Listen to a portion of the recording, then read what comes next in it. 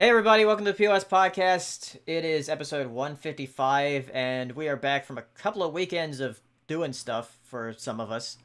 Feasting. Yeah, That's all it is. yeah, feasting and going to conventions and also friends' houses. Yes. But for those of you who weren't there, Jordan, what have you been up to? All right, what's up? Getting my eyes cut open so I could see. Oh, Nice. did it hurt?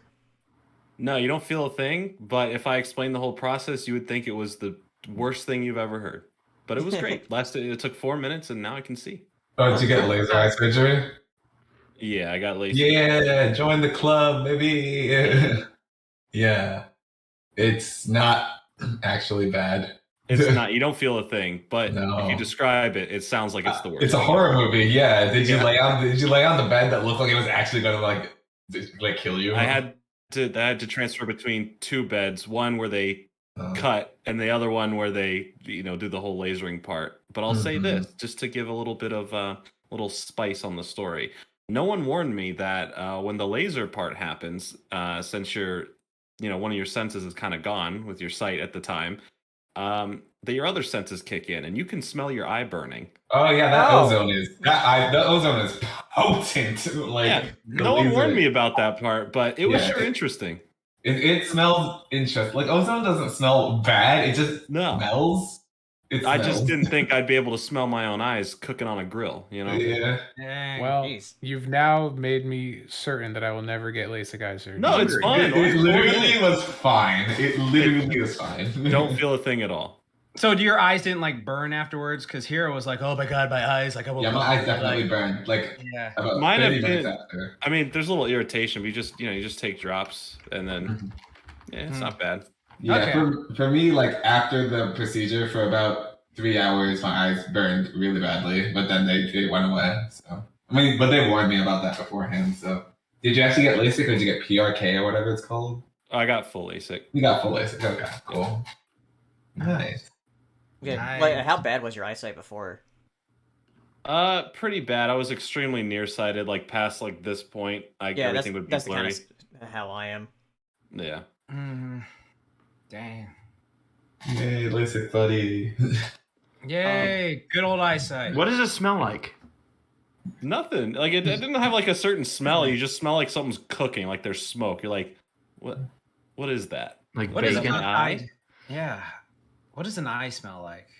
On his Oh, I didn't smell my eye. I smelled the ozone from the laser, which is also very Oh. potent. That's probably more what it was, but your body is telling you that's my eyeball cooking. Yeah.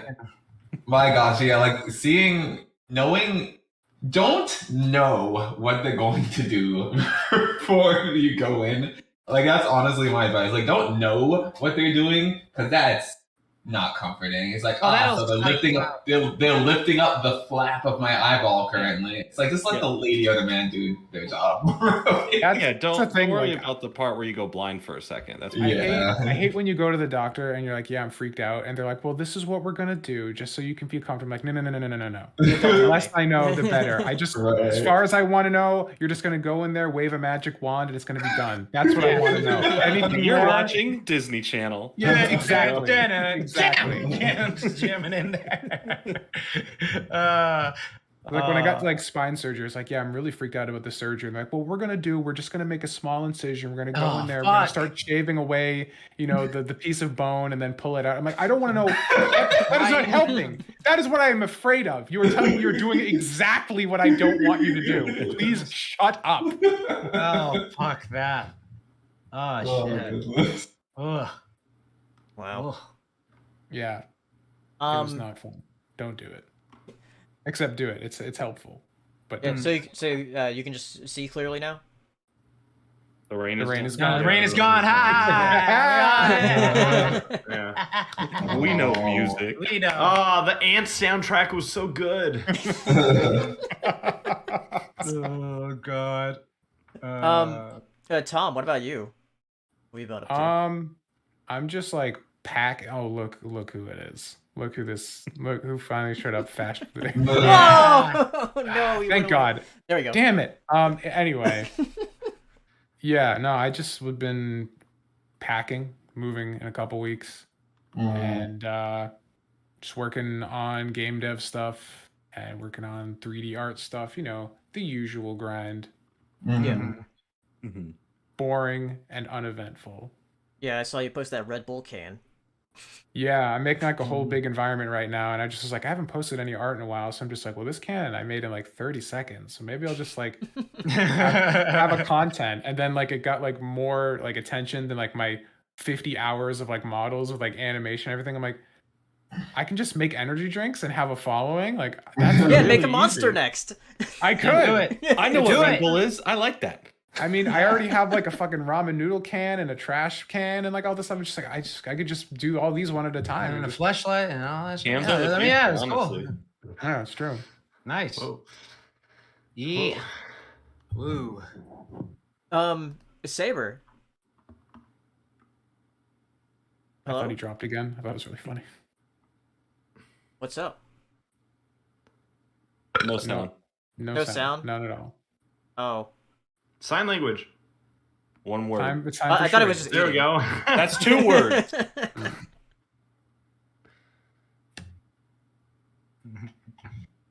Well, See, I can't also- get my camera to work, and he can't do his audio, so I'll speak for him. Hey there, everybody! Saber Spark here. Thanks for having me on the POS podcast. I love this podcast almost as much as I love the Semi Perfect podcast. But Zootopia is the best movie that ever existed. Aw. He got a fur ball at the end. Yeah, I should have no. said that he's a furry. I forgot that part. We already know. I was gonna say with Saber, since he's here now, he's trying to get his stuff back. But let's see. Yeah, 3 of us were at his house last weekend. Not this just past weekend, but the weekend before that. We were at his house for Lord of the Rings watch party. Yeah. Since Hirosashi had never seen them before. Oh. I had, I just don't remember anything. Yeah. So Yeah, we basically- were don't watching remember like the anything extended editions in It's like a 4K. 12-hour day. It was a long time. I was like, damn, this book is still going? And that was the first one. Still had 2 more. Oh my goodness. I thought they were great. I think legitimately the first time I watched them, I was just too young. Yeah. So I appreciated the lore a whole lot more. And I probably did it backwards of the way you're supposed to enjoy it, but like every time I saw like something cool, I was like, whoa, that's like World of Warcraft, when I'm pretty sure you're supposed to play World of Warcraft and be like, wow, that's like Lord of the Rings. But Yeah. nonetheless, I mean, either direction, it was a cool experience. And anytime Saber was like, I have to tell you something. I have to tell you something about this scene. I was like, wow, the internet wasn't joking. People just need to tell you things about these movies. They're good movies. Yeah. Yeah, sounds working. Yeah. But Saber, what have you been up to besides like us visiting? Working on videos, hanging with Laura. Watched Dune last night. That was fun. Hey. Cool. Yeah, we'll talk about that in a bit. I thought David Lynch did a good job.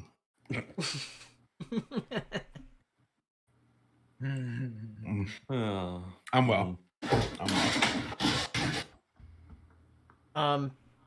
But and then this just this past weekend, 4 of us here were at Ponyville Cider Fest in Milwaukee. We went to go out there on Thursday night, and then most of us came back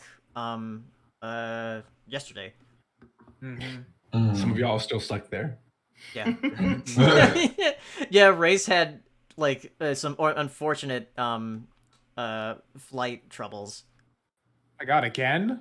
Yeah. Yeah, always. As is tradition. Remember, it's the consistency that I'm aiming for at this point. I guess so. I don't like change. Yeah, I woke up on Sunday morning. So I had an American Airlines flight that was gonna fly through DFW in Dallas, and I've always I constantly worry whenever I fly American through that airport. I've just had multiple bad experiences with it, and woke up on Sunday morning. My flight was at 7 p.m. and at like 9:30 in the morning, I had an email from American saying, "Just a heads up, your flight's already delayed by 2 hours." I'm like, excellent, which means I'm already in the know that I'm going to miss my connecting flight and be stuck in Dallas.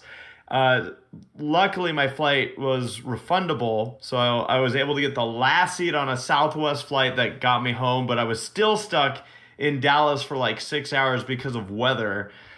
It was fun. I made it home though. My biggest thing is I work on Mondays following conventions, so I was like, oh god, I have to get home, and was able to make it happen thanks to again Charlie and Michelle, who run the convention we were at, Ponyville Cider Fest. So everything came together.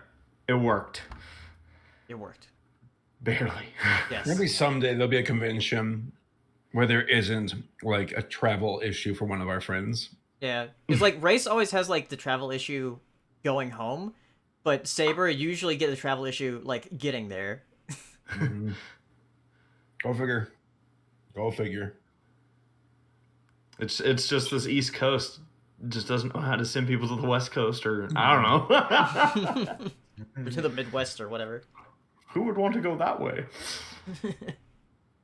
But yeah, we were in Milwaukee this past weekend and had a lot of fun at Ponyville Cider Fest. First convention in like literally 2 years for most of us here. Race, you were at Everfree Northwest in Seattle, but for me, Jackson Hero, that was our first convention since the last Ponyville Cider Fest in 2019. Yeah, Saber and I were in Seattle, hanging out up there, having a good time. So I already kind of had an idea of the vibes we were going to be hitting going into this one. And yeah, it was a good weekend. It was a lot of fun, a lot of food, and the weather was pretty nice the entire time. I legitimately forgot how to pack for conventions. I started packing. I was like, am I like forgetting a lot of things? Like I only have clothes. It was fine, but like I felt like out of practice, if you will. Yeah.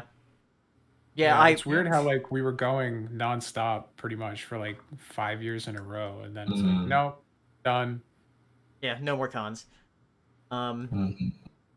Yeah, I was packing stuff when we were about to go, and when I got there, I realized, oh shit, I don't think I have enough room to bring things back, because like sometimes I get gifts from somebody, or I'll buy things at the vendor hall, and I'm like, and I literally did have to like pack down some stuff because I did buy some things, or had some things given to me.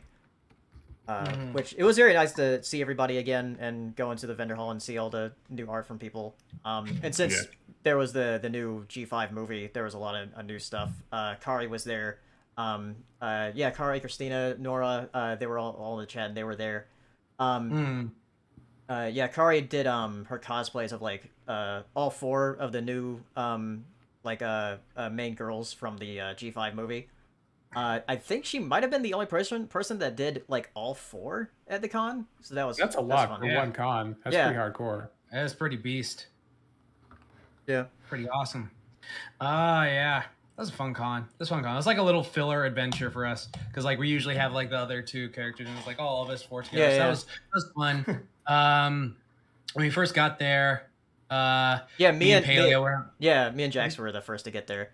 Yeah. Like we literally were just like hanging out, and then we're like, we're fucking hungry. Let's get some cheese curds, but let's not get the good cheese curds. Let's wait till the other gang gets here. And so we went to like this place in the hotel, and they were like, oh yeah, here you go. They gave us like this big ass tray of cheese curds, a burger, and some buffalo tenders, and then like that shit turned out to be mid as fuck. So it's just like, what the fuck? I just like wasted my cheese curd hype on this shit. And then it was just like the saddest shit ever. And then, what was it? That one guy said, that was a different day. Hold on, I'm getting my days mixed up. Who's that one guy? Race, you were there when that guy was like, oh yeah, never fucking eat there or something like that. Yeah, it was a local. I think it was Saturday, or no, was it Friday? Yeah, I think it was Friday or Saturday. I think, I just know that the guy, we went and had lunch, and I think we were crying about cheese curds, and then I was asking you guys again about like, wait, so is this like legit? Like, is this worth maybe eating? Like, is the rest of the food good? And this random stranger on the street like stops where he was going, turns and goes, never eat at that restaurant. I ate there 7 years ago, and I'll never eat there again. And I'm like, man, there's the kind of person who's like, yeah, I didn't like the food that much. And then there's pure hatred for a restaurant. This guy was just like, no, Livid. I will stop anyone I can from going into that establishment. Yeah. Yeah, that was funny. And then I remember when we went to Rock Bottom the day, all of us were just so fucking hype and excited. And it was just like, oh yeah, here we go. This is it. We're about to get it. And then I just go let us get 5 orders. And the guy goes, oh, we don't have cheese curds here. And I'm just like,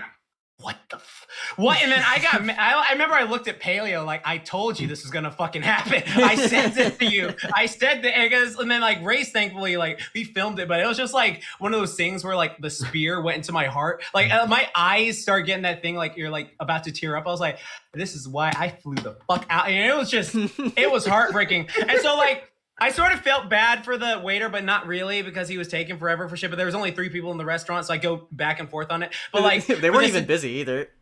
Exactly. No. So we were going back. Cheese curds. Yeah, exactly. We were going all of us were going back and forth so hard on these cheese curds during lunch. I can't believe it. I'm so sad. And we had been going on for 30 minutes straight. And then this random couple behind us just randomly gets up and goes, "Excuse me, I've heard your entire cheese curd thing, and I just want to say I'm sorry about that. But the best cheese curds in town are AJ Bombers and Lakeshore and this thing." And it was just because we were all looking for cheese curds, and it was just very kind of them to go out their way to do that. That was nice of them to do that. That was neighborly. When you all texted me, you guys were like, "Saber, they don't have cheese curds at Rock Bottom anymore." Bull. It was bull, man. I was looking at my phone and I held my head up and the tear ran down my eye, and Laura was like, "Steven, my love, what's wrong?" And I'm like, "It is the end." Yeah. That is exact word for word how that conversation went. Exactly. And then she burst into tears, and I was like, "This is because Laura loves cheese."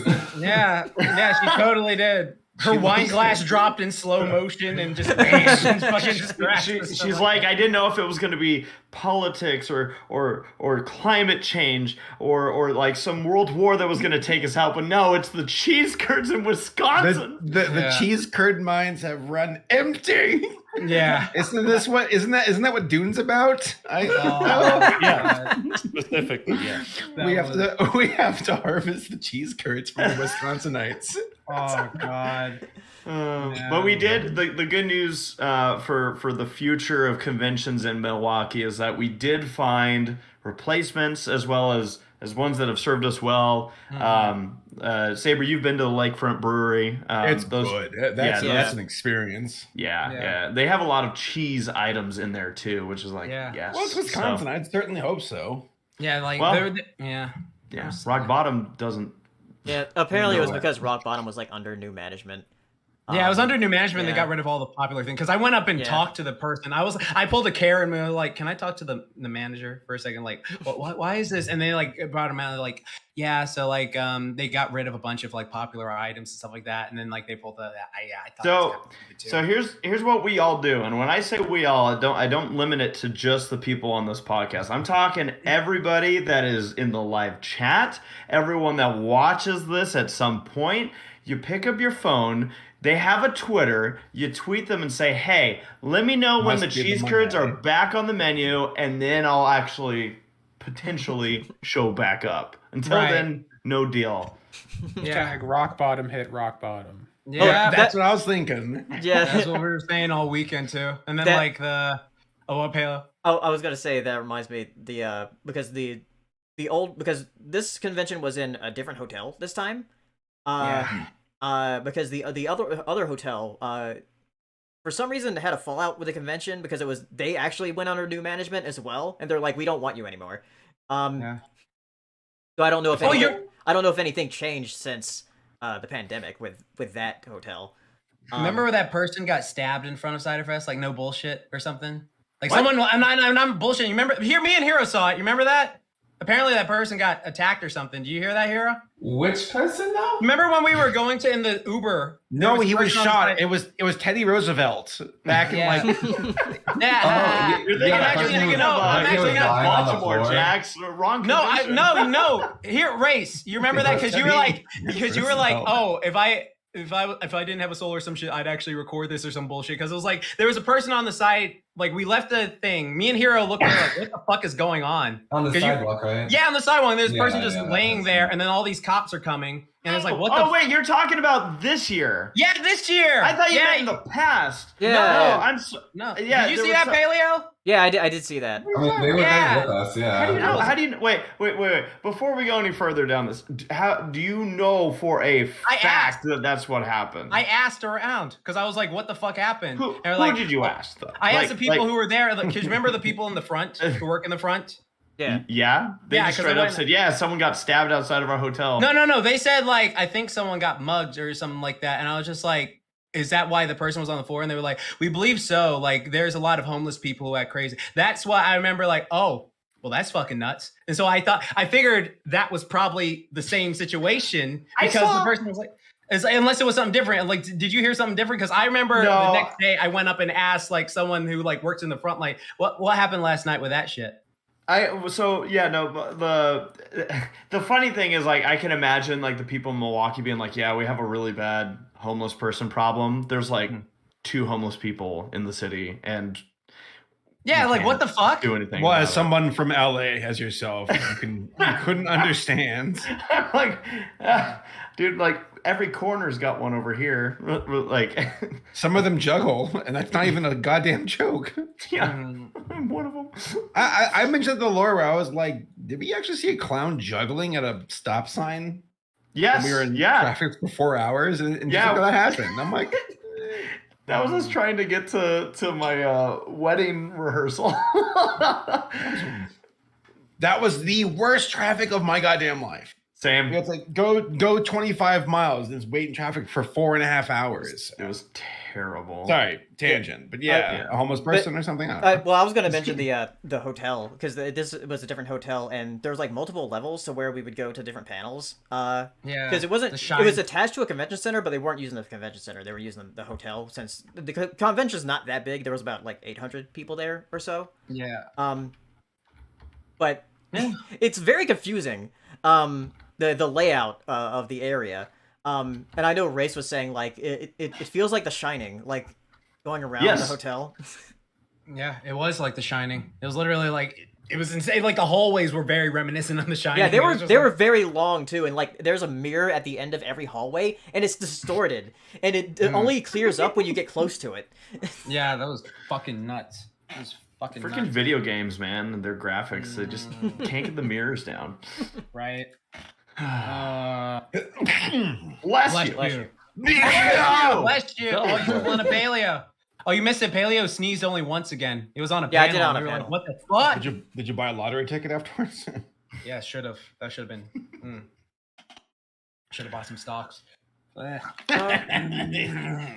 All right. So y'all have good fun at the con? I did. Yeah, I love playing noses with y'all before bed. That was good times. Yeah. Playing French nosies, horn, doing all yes. that. Yeah. No, the convention was great. As Paleo said, it was great seeing a bunch of people that we've seen, and there were a lot of new people at this convention.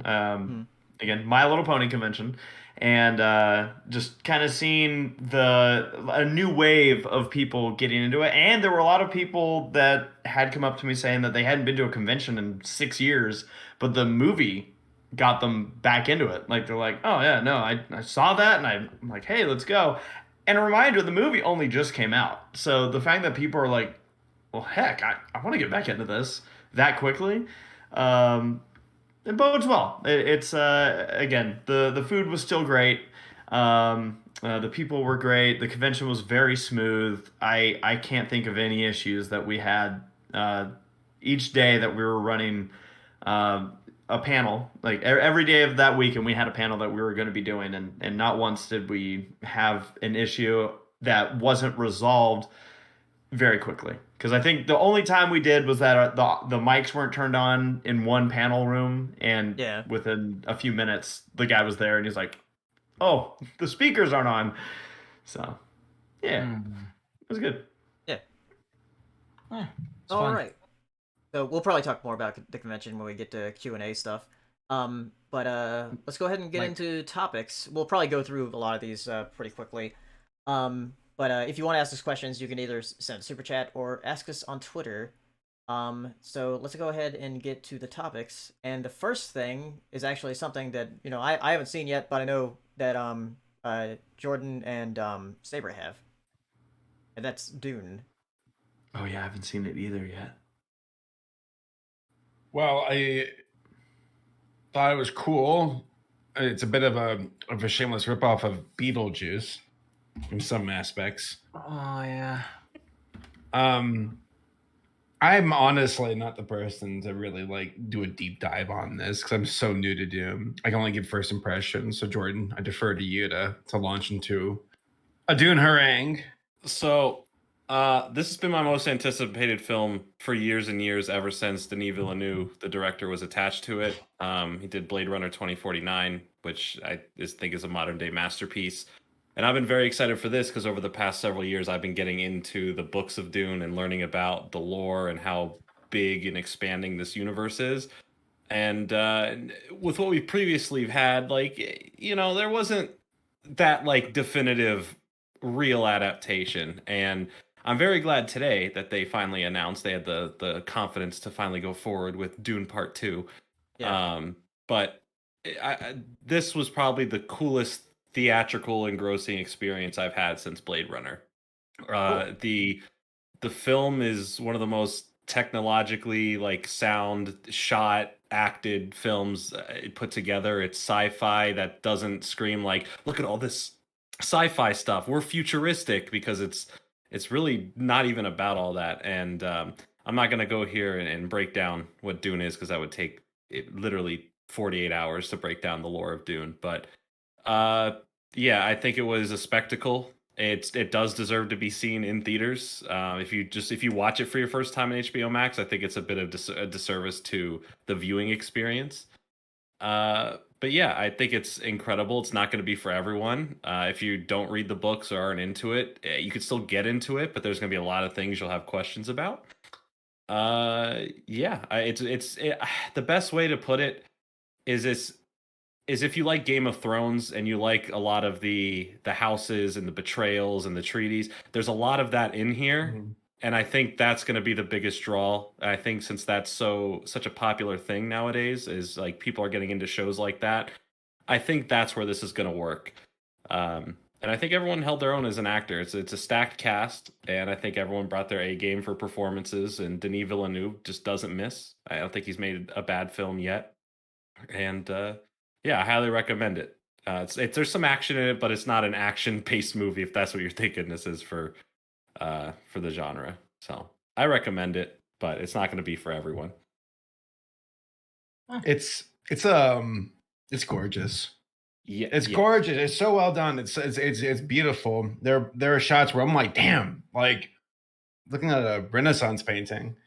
It's like you said with Game of Thrones, it's got that level of drama, where it's well, this house and that house and our allegiance to the emperor, and I guess what sucked me in is hearing oh wow, there's some world building going on. There's something going on here with these different groups of people and factions, and I want to know more. And I was like, wow, Warhammer ripped a lot off from Dune. In a lot of ways. A lot ripped off from Dune. Once if you go back and learn all the stuff about it, you'll see all the influences that have been taken from it, and you're like, oh, that's where that came from. Well, because my girlfriend's really big into Dune. She loves it. She reads the book, listens to the audiobook. Mm-hmm. Just big time fan. And she's been egging me on to get into Dune for a long time now. But I know it's a colossal venture, and I wanted to be ready for it. And yeah, it's where you got the UNSC from Halo, where it's it's a futuristic sci-fi human military, doing their thing. Or you got Star Wars, which being the space opera. This one is Game of Thrones in space. And I say that fully knowing that Game of Thrones came well after Dune. So I'm into it. I want to know more. And I think there are some moments where I'm this is a very big story, and it goes at a I wouldn't say a slow burn, but it takes its time to explain everything and kind of like lay out like the stakes of it all and explain the world. So if you're looking for something that's a bit more quick paced, no, like you got to be Very patient. slow burn. Yeah. You have to pay attention and you have to be patient, and then you'll be rewarded. So if you can't put up with that, then it's not for you. And even then, I'm into it and I was engaged, but there are moments where I'm like, man, this is dragging just a bit, just a little bit. Not like to where it's detrimental to the film, but I'm like, when are we gonna get to the next thing here? We've been doing this dance for the last like 30 minutes, and there are also some like, I don't know. There's also like when they're on the planet, I kept butchering the names. Like I called it Arkansas, and and there's Same thing. and there's that one guy from Jason Momoa, which I think his actual name is Idaho. Duncan, Idaho. Yeah, I called him Oklahoma Jones, and I don't know why. But it's a stupid of a name. I want to keep calling him that. I'm like, I like the name Oklahoma Jones. I want to be if I'm ever an outlaw, I want people to call me Oklahoma Jones. I need to write it down. Actually, give me a moment. There goes Oklahoma Jones again. Doesn't that sound cool though? It rolls off the tongue. Damn you, Oklahoma Jones. OC for Dune already planned out. And what gets me about it is they'll call him Oklahoma Jones, but he will have never been to Oklahoma before. I'm from Alabama. Damn you, Oklahoma Jones, you Northeasterner. But no, I'm all in all exquisitely well done visually. And there was one scene, and I won't spoil it, but like it was the scene with the throat singing, like the Mongolian, like kind of thing. And when I was watching that, it felt eerie to me. It was a very haunting scene with what was going on. I'm like, ooh, this is spooky. Like, I think that was the moment that got me the most in the entire film, which I wasn't expecting. I was expecting another moment to have a bit more of a profound, like, impact on me. But it was that scene that I was like, ooh, that's unsettling. So going on like what you said, like it's like we're only getting this little chunk of what Dune is. So like, you know, the Paul Atreides story is like just like what we're getting here, and the world of Dune spans tens of thousands of years in either direction from this story. There's so much lore to it. I think it is the biggest lore based written out story of all time, because there's so much to it than just what we're getting. And I really hope that this spawns hopefully getting these other stories, because we only keep getting the Paul Atreides story, which I get it's the main story, but there's so much more to Dune than just this. Well, that's what I was wondering. So I'm like asking questions, and I'm like, wait, what's the scope of this story? Oh, it's Paul. Yeah. And I'm like, dude, I feel like with the results they got this past week, HBO Max has to be going like, okay, come back, come to the table. We're talking like series or something. So there is a series that was pre-planned ahead of time before we even got the sequel confirmed for part 2. We had an HBO spin-off series already confirmed, because, you know, Really? HBO Max wants those series to be ready to go for any movie they make now. It's called The Sisterhood. Of the traveling pants. Exactly. So, There you go. which is I'm gonna butcher the name as well. The Benerajat, like the that one lady who uses the voice. Like it's about her and what the Sisterhood do, and more of what they kind of allude to in the film. Kind of what feels like they're cutting out that backstory to not, you know, make the movie feel too long going on a side tangent. So I think that's what that. Which is being overseen by Denis Villeneuve as well, which is nice. Like it's not just being handed off, and it's still overseen by him and going to be within his world.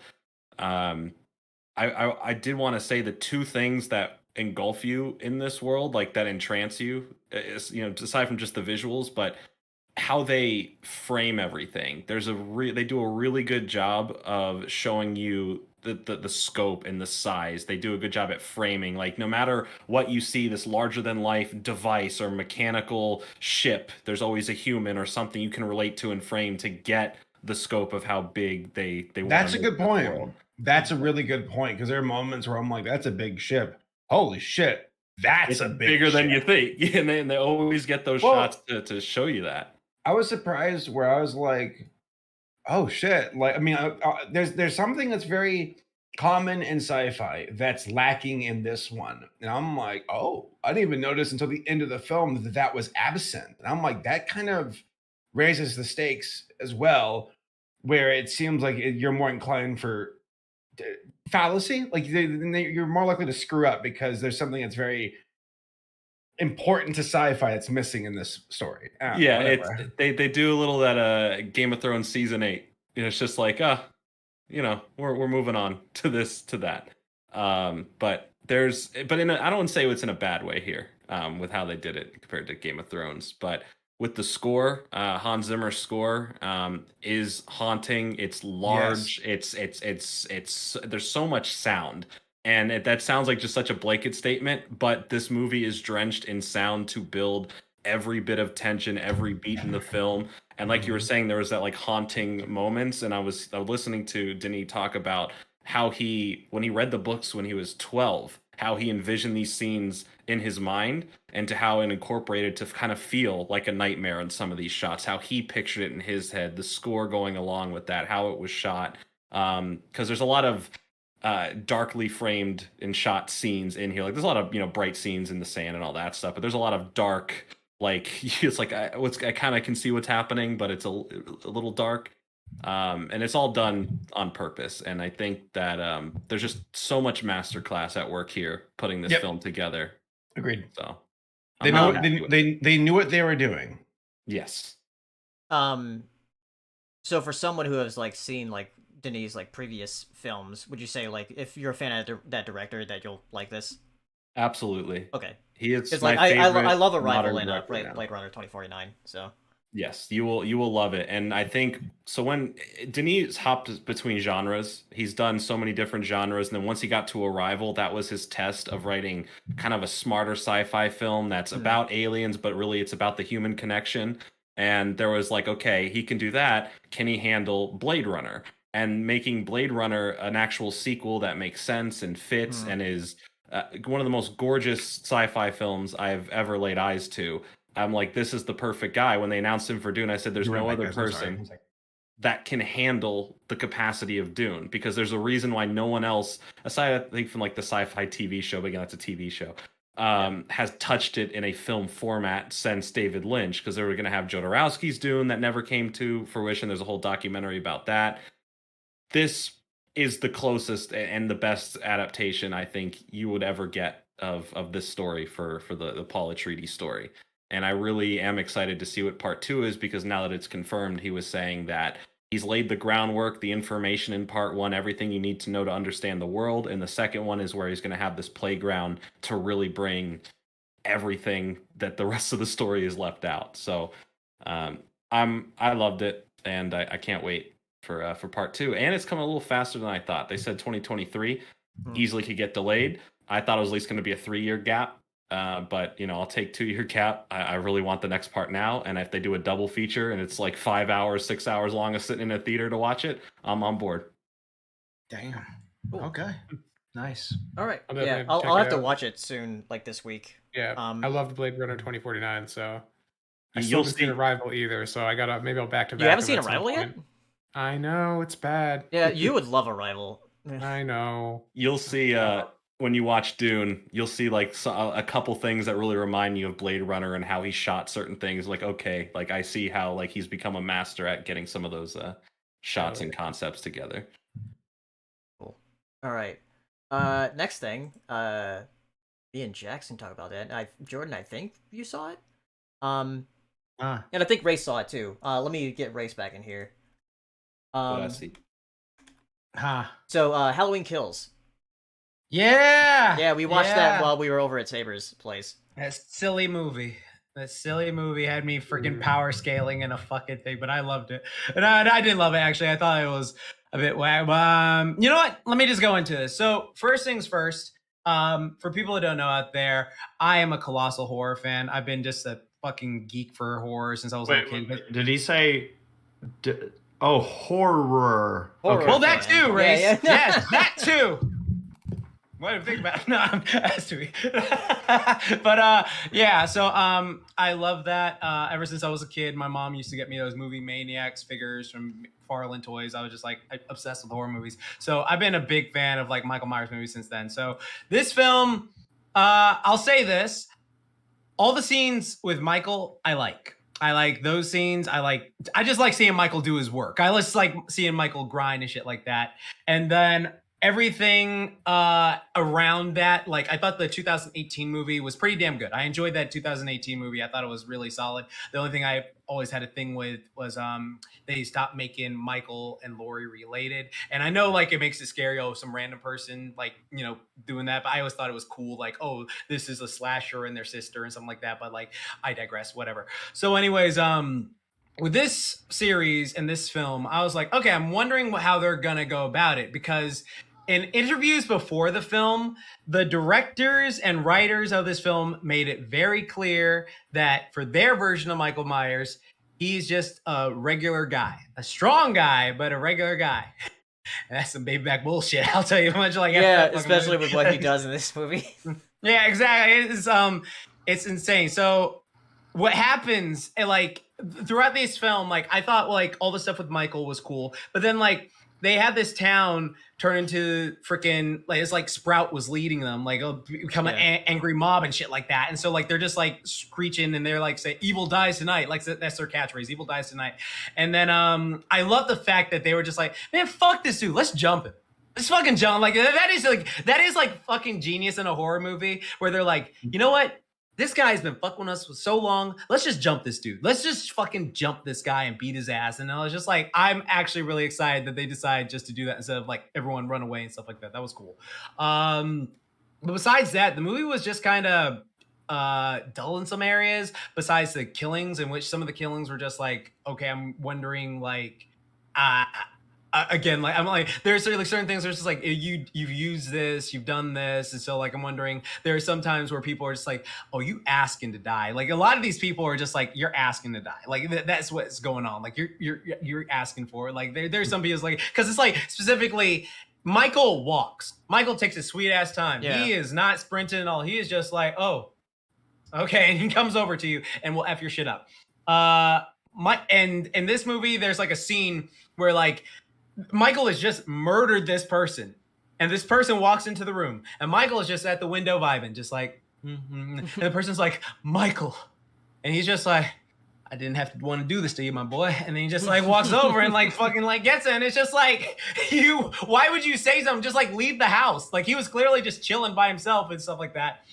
And then the stuff with Laurie, I really thought the stuff with Laurie was fucking like great in the 2018 movie, where it's like, okay, she's become freaking Ripley. She's become like, oh, I'm not gonna be a victim, I'm a freaking victor, and I'm gonna hunt this dude down. And so like she's hunting Michael through the film, and I thought that was great. In this movie, she's barely in it. She's just in a hospital for the entire movie. It's just like, come on, man. Like, what are you doing? I guess like they're gonna save her for like Halloween Ends, which is the final movie. It's hopefully coming out next year.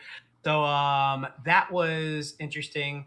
But at the end of the movie, I do really like how it turned into our early 2000s Let the Bodies Hit the Floor AMV, like bar for bar. Like, I'm surprised. If someone hasn't done this yet, please do it and send it to me, because it was literally that easy. It was like Michael pulled a freaking Madara from Naruto and was like, I'm just going to one-shot all these people. It was amazing. That was funny. That was funny. But yeah, that's all I'll say. But for now, I got a question for Jax. Go ahead. Since we're talking about this movie, one thing that kind of I don't want to say threw me off, but it was like, oh, okay, so we got this whole thing. What did you think? Like, I get that they were trying to make a point with it, but what did you think of what was basically a subplot of the whole, like, oh yeah, there was another person from the asylum and everyone's chasing them, like that scene to me, I was like, it got so goofy. Because, like, you got, like, hundreds of people running through these hospital hallways, and yet the guy's, like, not being spotted by him. Well, first off, I agree with you, Race. That shit was so dumb, because, first off, everyone knows what fucking Michael Myers looks like. Yeah, they showed him on the news there. It was like, that's what he looks like. This guy doesn't look like him. This dude, Michael Myers, is like 6'3", like muscle and fucking like going around like bald head and shit like that. This guy is like this short 5'6", like Danny DeVito penguin looking motherfucker, and he's like running around the area, and it's just like, and then like it's just like why would you confuse this person? They're like trying to be like, oh well, that's what happens with mob mentality. It's like, no, like literally I think like 20 people should have seen that and been like, yeah, that's not him, that's literally not him at all. Like it's just, that was so stupid to me. And so I guess like the ending scene where Michael just lost his shit and went Super Saiyan was like that was well deserved. I was like, man, fuck all of you. Like that was the scene where I was just like, fuck every last one of you. You deserve this shit, all right? Because like that was just stupid. It was stupid. Yeah, it just felt like such a I don't know, like ham-fisted subplot where it was like, oh yeah, no, this is gonna be deep, and I'm like, what's going on? Like it actually felt like a scene out of a comedy. Like, it really was. Like, No, straight up. it felt like a comedy. It felt like a freaking comedy scene. It really, and the way the guy was running too, like, right? It's just like the way he was running. It was just like, oh my god, this is fucking stupid. And then like, again, I want to make this perfectly clear. They say this Michael Myers is human. And this fool gets shot, God knows how many times, burned alive, stabbed in the back with a pitchfork, stabbed, beaten, all this shit. And then it's just like, go for the head. Go for the fucking head. Like, they will never go for the head for some reason. And it's just like, people say like, oh, it's similar to Jason. No. Jason died.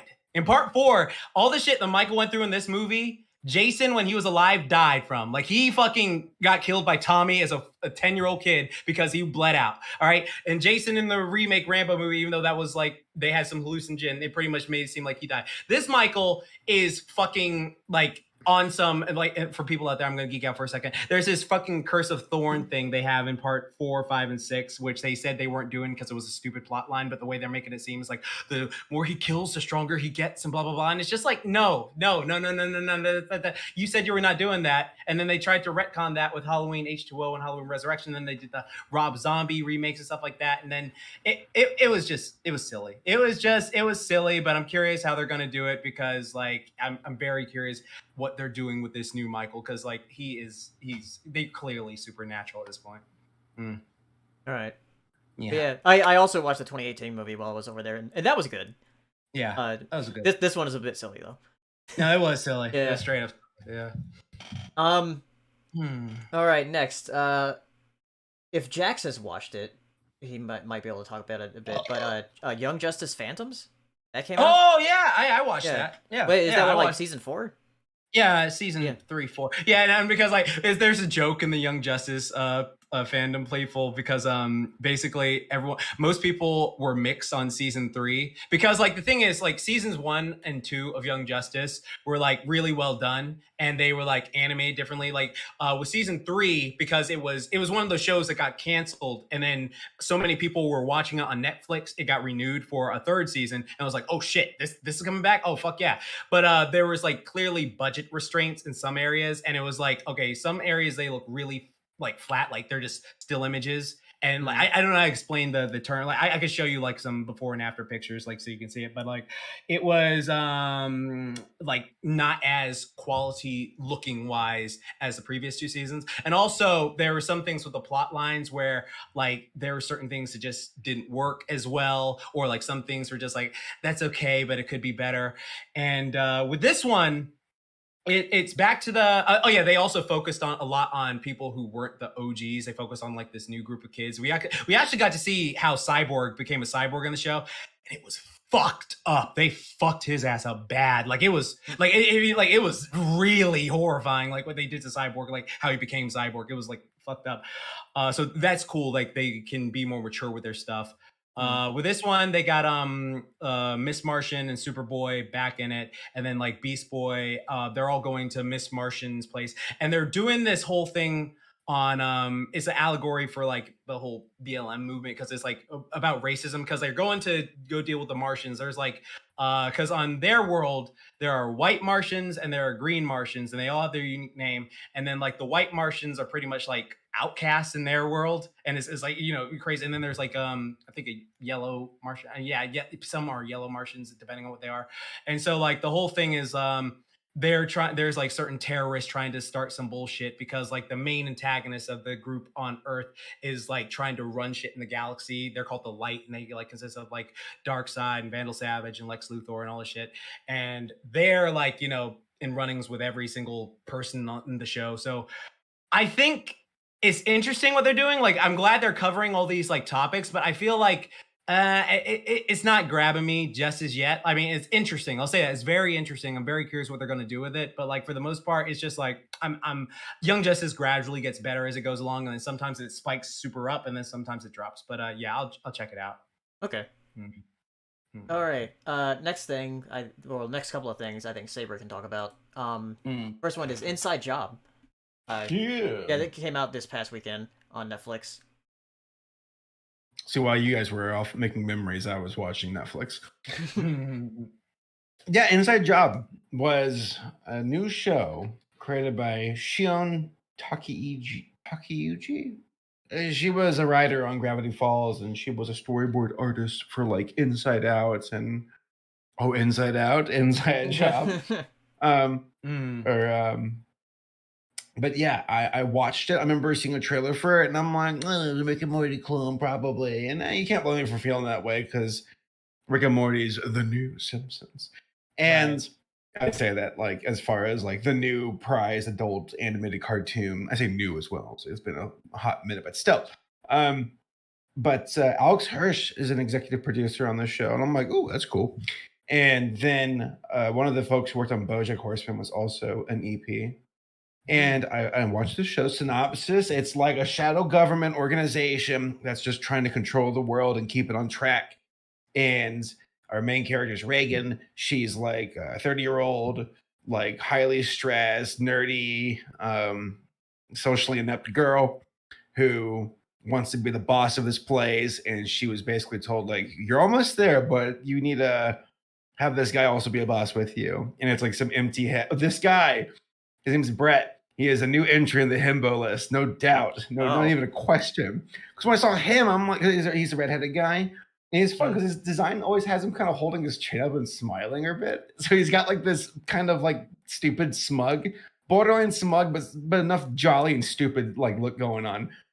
But my reservations being, this is just going to be them ripping off Rick and Morty. Because he kind of has the vibes with the sci-fi thing going on. And then I watched it and I'm like, nope, this show can stand on its own two legs just fine.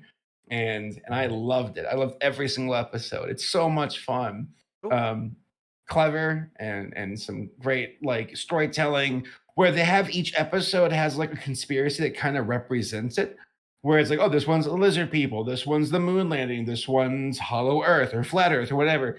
But with each of those conspiracies being like the macro, on the micro level, it's like character driven, where it's like, let's talk about what she's going through in this episode, whether it be like her father being a piece of shit or her having like dating issues or whatever, or Brett having parent issues or whatever. So I'm like, that's good. It's driven by the characters actually having like ups and downs. And I'm like, that's the nucleus of any good show to me are good characters. And the show has it. And I enjoyed it. I was like, this is enjoyable. It's a good entry into Netflix's adult animation original content. And I hope we get a season 2. Cool. Yeah, that's another thing I need to have on my watch list since I'm back. Good. And another thing is Maya and the Three, which also came out. And that's by Jorge Gutierrez. Is that correct? Yeah.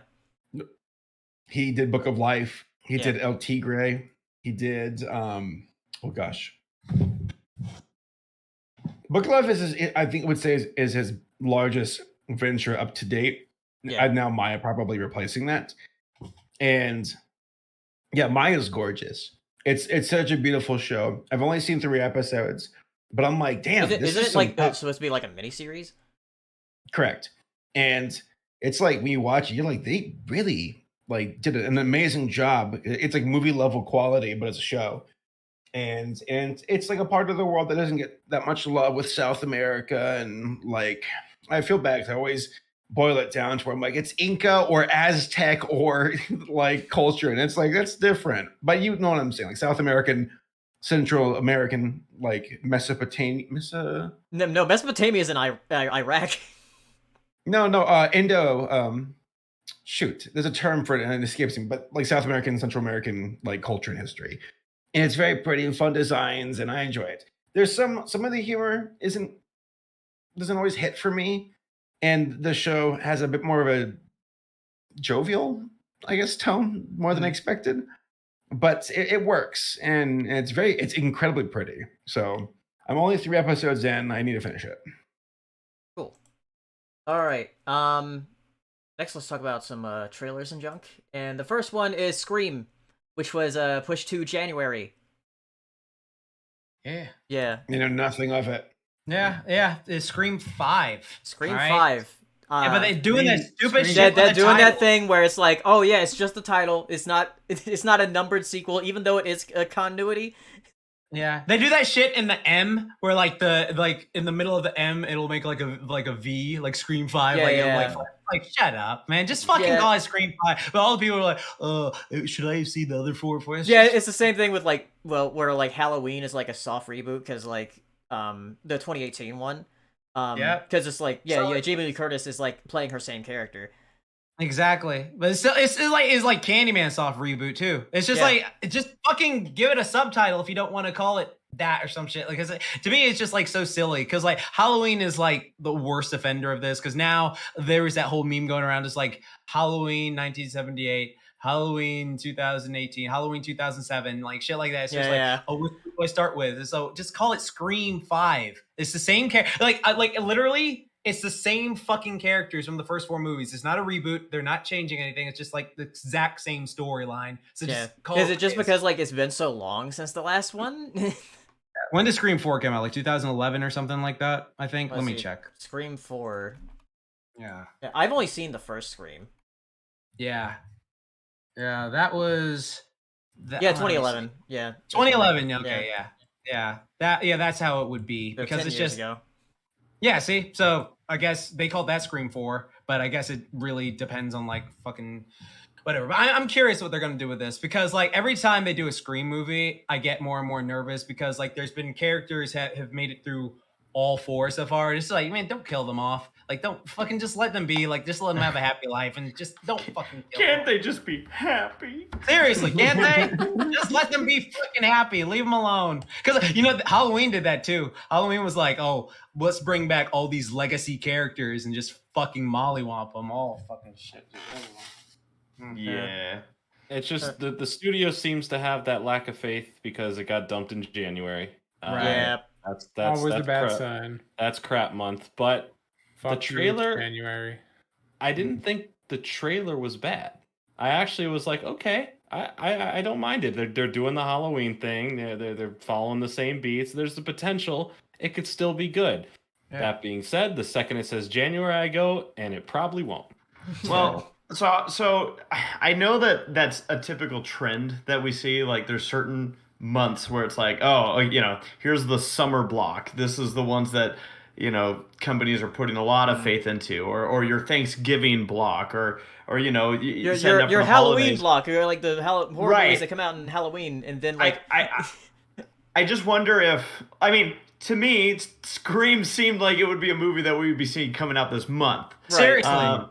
But the question I guess that comes up is how much do companies still seem to be following those trends at least right now? Because it seems like from what I've heard, it seems like still some of the movie production companies are a little bit nervous about like, oh, if we push things back a little bit more, maybe people will be more willing to go to movie theaters, and then it's going to help sales. That's the thing I don't know right now is like, are we going to see things eventually get back to those trends, but are they there right now? Like, is January still its bunk month? Maybe bunk month. Well, I think theaters, as far as what we've seen with box office performance over the last 2 months, even going like starting with like Shang-Chi, that theaters are back. People are going, and like Dune is doing really well. I'm sure Eternals in 2 weeks or whatever is going to do really well. Spider-Man obviously is going to make so much money. I think theaters are back, and I think more than not, more people are returning to theaters for the movies they want to see, like the big ones. And I think there's still that knowledge from the studios that it's, if they don't believe in it enough to drop it in, like, I mean, October's a crowded month. There's a lot coming out in October. I can understand pushing out, and usually January does become that second dumping ground for horror movies. But the ones that the studios don't have faith in, they spent little money on, and they can probably get that million they spent back on it. Now, that doesn't always mean the movies are bad in January. There's always an exception. But I still see it as the studio just wanting it to still be in theaters without saying that, we could have just dumped this on streaming. Y'all would have probably enjoyed it better.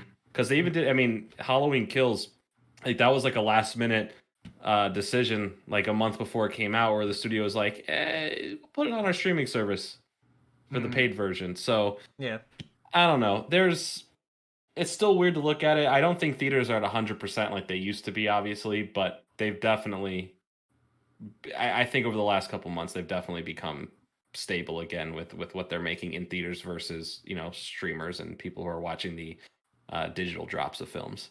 Right. Gotcha. All right. Next thing, we'll go through a lot of these quickly. Home Sweet Home Alone, which is going to be launching on Disney Plus. And it's like different characters. It's this British boy that's Home Alone. Yeah, isn't it it's the kid that was in Jojo Rabbit? Yeah. I don't know. Yeah, it was like movies. the one who said like, man, now is a really bad time to be a Nazi. I love that kid. He was great. Too. That's actually one of the reasons I'm looking forward to it, because I enjoyed him so much in that movie where I'm like, right now is a really bad time to be a Nazi. Outstanding. Outstanding. I love that film so much. I went into that film not knowing much about it, and I was very pleasantly surprised, because I knew like the general like vibe of it, and just to tangent paleos, hey, let's go through these real quick.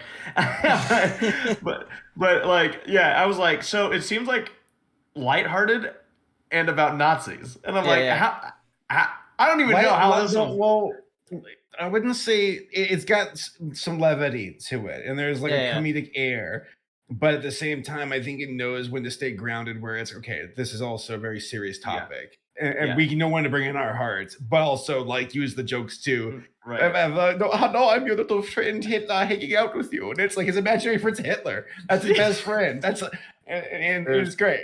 There's a moment in that film. Yeah, Taika Waititi. Yeah, there's a moment in that film where it transitions very clearly from like, oh, this is they're having fun. It's art comedy. Okay. Oh, that's really serious. That's right. It's World War feel II. bad.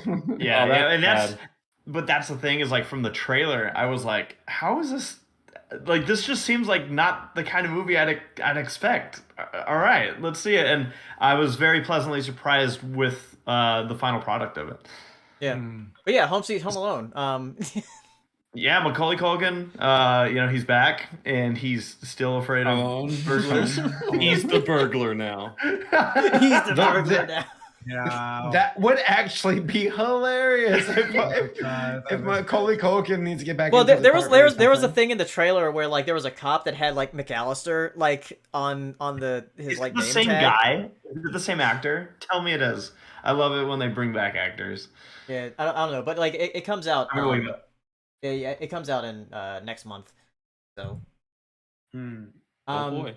Also coming out on Disney Plus is going to be a documentary by Peter Jackson, actually, called The Beatles Get Back, with a bunch of restored footage and footage that has never been seen before of talking about the Beatles and them being recorded like the 3 weeks before they had that rooftop concert. Which I don't care about the Beatles. But it's interesting because it's similar to the that other documentary that Peter Jackson did. Saber, what was it called? What? Lord of the Rings. They Shall Not Grow Old, which Yeah, is yeah, that one. probably one of the greatest documentaries ever made. Period. It's It was incredible. It's ridiculous how they brought that to life, and it made the history like feel so tangible. Where it's like, oh yeah, these are people. Like these, it's very heartfelt. Yeah. Very important. It is the same actor. So Oh, okay. Nice. Buzz Nice. shows up as Buzz. Good. And They Shall Not Grow Old was good too. Yeah, yeah. So yeah, this Beatles documentary will come out on November 25th. Yeah, who cares about the Beatles? Who cares? People in the chat do apparently. Next, let's talk about dragons. No, imagine. Imagine. Have No, you tried one? yeah, dragons. Yeah, Dragons: The Nine Realms, which it takes place in the How to Train Your Dragon universe. But in the future. The future? Yeah, that's right. How much in the Yeah. future? Are they in Supposed to be space? modern Sci-fi day. now? Yeah, Modern day? it's supposed to be like modern day. Yeah. What? Yeah. Modern day dragons? Yeah. And you can see like in the trailer and from like some of the screenshots they have, there's a dragon that kind of looks like Toothless, but it has like both Toothless's color and what was the girl dragon's name from How to Train Your Dragon 3? Milky. Girl dragon. But yeah, the dragon is like black and white. Ma'am. So is it bad that I'm like immediately already like nervous about this movie just from Well, it's a that series. screenshot? Oh, it's a series. Yeah, it's a Okay. series. It's not a movie. Okay. It's going to be All on right. like Hulu and Peacock. Okay, so I do have a right to be nervous. Okay, good. I'm kidding, but yeah, I was like, this human. I don't know. Looks like you, Race. The blonde hair. Oh my God, that's my problem. I want a dragon. Yes. Yeah. Interesting. When does this come out? Let me look at the release date here. It's already out. It comes out December 23rd, so like right before Christmas. Oh, Christmas. Nice. Then next thing, Cowboy Bebop had its trailer. It also had a teaser. Yeah, it had which the its full teaser trailer. looked cooler with them like doing the little transitions and stuff. Of course, The editing Yeah. to just make that alone. Whoever is the team that put that together, my hat's off to just the amount of tracking to Yeah, get those shots Jesus. perfect. Yeah. It's pretty hardcore. Yeah. Give me a little bit Yeah. of whiplash, but I was like, all right, that's really impressive. However they shot that. Yeah. But then the actual trailer came out like earlier, just like a few hours ago. Yeah, like a couple Yeah. hours ago. Yeah. I haven't seen that yet. Yeah. Not awful. Yeah, it's not Yeah, awful. Trailer, Not awful. The trailer looked good. It gave me the vibe. There's a few things missing. Yeah. but I like there's a style of major shot. character missing. Which I have a feeling they're doing that on purpose to introduce them either later on in this season or tease Yeah, it for the next season. she'll probably be in the second season. Yeah. Right. Yeah. Definitely. Yeah. But yeah, we'll see. I mean, there's some shots where I'm like, that looks kind of slow. Where like he's doing like that thing on the, what do you call that, Jax? Oh, the punching, the Wing Chun dummy. Yeah, where yeah. you're like doing this thing. Yeah. So yeah, that looked a bit. I mean, like it's just like to show off, fan service. Like, oh my God, he got so ripped and in shape. Yeah, yeah. But like, it's like for most of it, I again like. It's one of those things we've talked about so many times before where it's like, I hope it's good. But again, like the animated version is pretty fucking based, as Tom would say. So it's just like, watch that. But then like, it's just, I've mentioned this, I think on every podcast or every time we've talked about it so far. It's like that whole thing of, that Avatar: Last Airbender syndrome of, if it's really terrible, there are going to be some people who are like, oh my God, that was so awful. You actually watched a cartoon for this shit? Oh, I'm not watching that bullshit. But if it's really good, then it's just like, oh yeah, that's good. Why the fuck would I watch a cartoon? All right. Yeah, I got the fucking real version right here. Why would I watch that shit? And so it's just like that sort of thing. Like it always crossed my mind. Lose-lose scenario. Yeah. Yeah, So it's I just, mean, I think I said. Go on. No, go ahead. I was just gonna say I said to Paleo because like we went back and forth on Twitter about this for a second, and just like, why would they do this? You know, like, or why does this look so off-putting? And I was just like, because the whole point of Cowboy Bebop is that it's animated. Like, it's not like they chose to be animated because like, well, we would have made this live action, but we just don't have the money, so we're just gonna animate it instead. It's like, no, like, it was designed in concert with the medium, which is why I find these like live action remakes not offensive, but like largely pointless, because it feels like it just feels like, especially when they come from like, you know, American studios or like Western studios or whatnot, it's like the idea, the mentality is that, well, anime is not real content until like this is a good idea that we can take and make a real show out of it or a real movie out of it. And I feel like that's just such like a like disrespect for the source material. Like, there's nothing about Cowboy Bebop that's like aged poorly. There's nothing about it that makes it hard for like a modern audience to like sit down and watch it, unless you have the attention span of like someone addicted to TikTok, but like you have bigger problems than being able to get through Cowboy Bebop at that point. Like, Cowboy Bebop looks amazing, sounds amazing, is written amazing. Like, there is nothing about it that needs an adaptation. It's just a paycheck, and it's just some people with like twisted sense of like what animation is for, thinking that this needs to be made real, I feel. And I can't like shake that feeling off just because I've been burned dozens of times in the past with the same sort of mentality.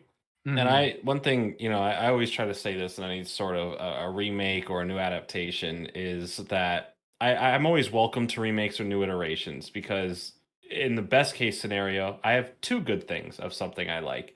The worst case scenario, I still have the original thing I like, and that's untouched. You know, whether if that feels like the new one disrespected it, or it makes the other one, you know, whatever the case may be, no one's touching that original version of it. So like, if this comes out and it's awful, it's offensive to the original, it's nothing like it, it's hated, you know, by everyone, the original is not. You know, maybe it just gets less people to go and check out the original if this was the first time checking out what Cowboy Bebop is. But the original is still fantastic, and it's not being changed by the fact that this one's good or bad. And I know some people like to disagree with that mindset, but that's just how I go into opening it. Because hey, if it's good, that's two good things, and if it's not, hey, I still got the original. Yeah, I mean, I agree with you. I can understand where other people are coming from, because like, it kind of makes it's. I think it's really upsetting because like Cowboy Bebop is like so well heralded, you know, it's like held in such high regard. And so now, like, if it's bad, right, you're gonna have to say like there's an asterisk at the end of Cowboy Bebop now, or any property this happens to. It's like, yeah, that thing's bad, but that's not what I'm talking about. Where like that isn't part of the conversation beforehand. I don't know. I just, as a huge fan of animation, I really just don't like that these remakes are never animated. Like, I would be way more interested if it's like, oh, like a big animation studio, like a big Western animation, we're going to do like a 3D animated version of Cowboy Bebop. Like, that would be more interesting to me, because it's like, okay, here's like studios who don't do this kind of work, doing this kind of work, telling this kind of story with this kind of tone. That would be interesting, you know, but like, just, we have to make it real life. Do you think it's because it's like, it's literally a different medium?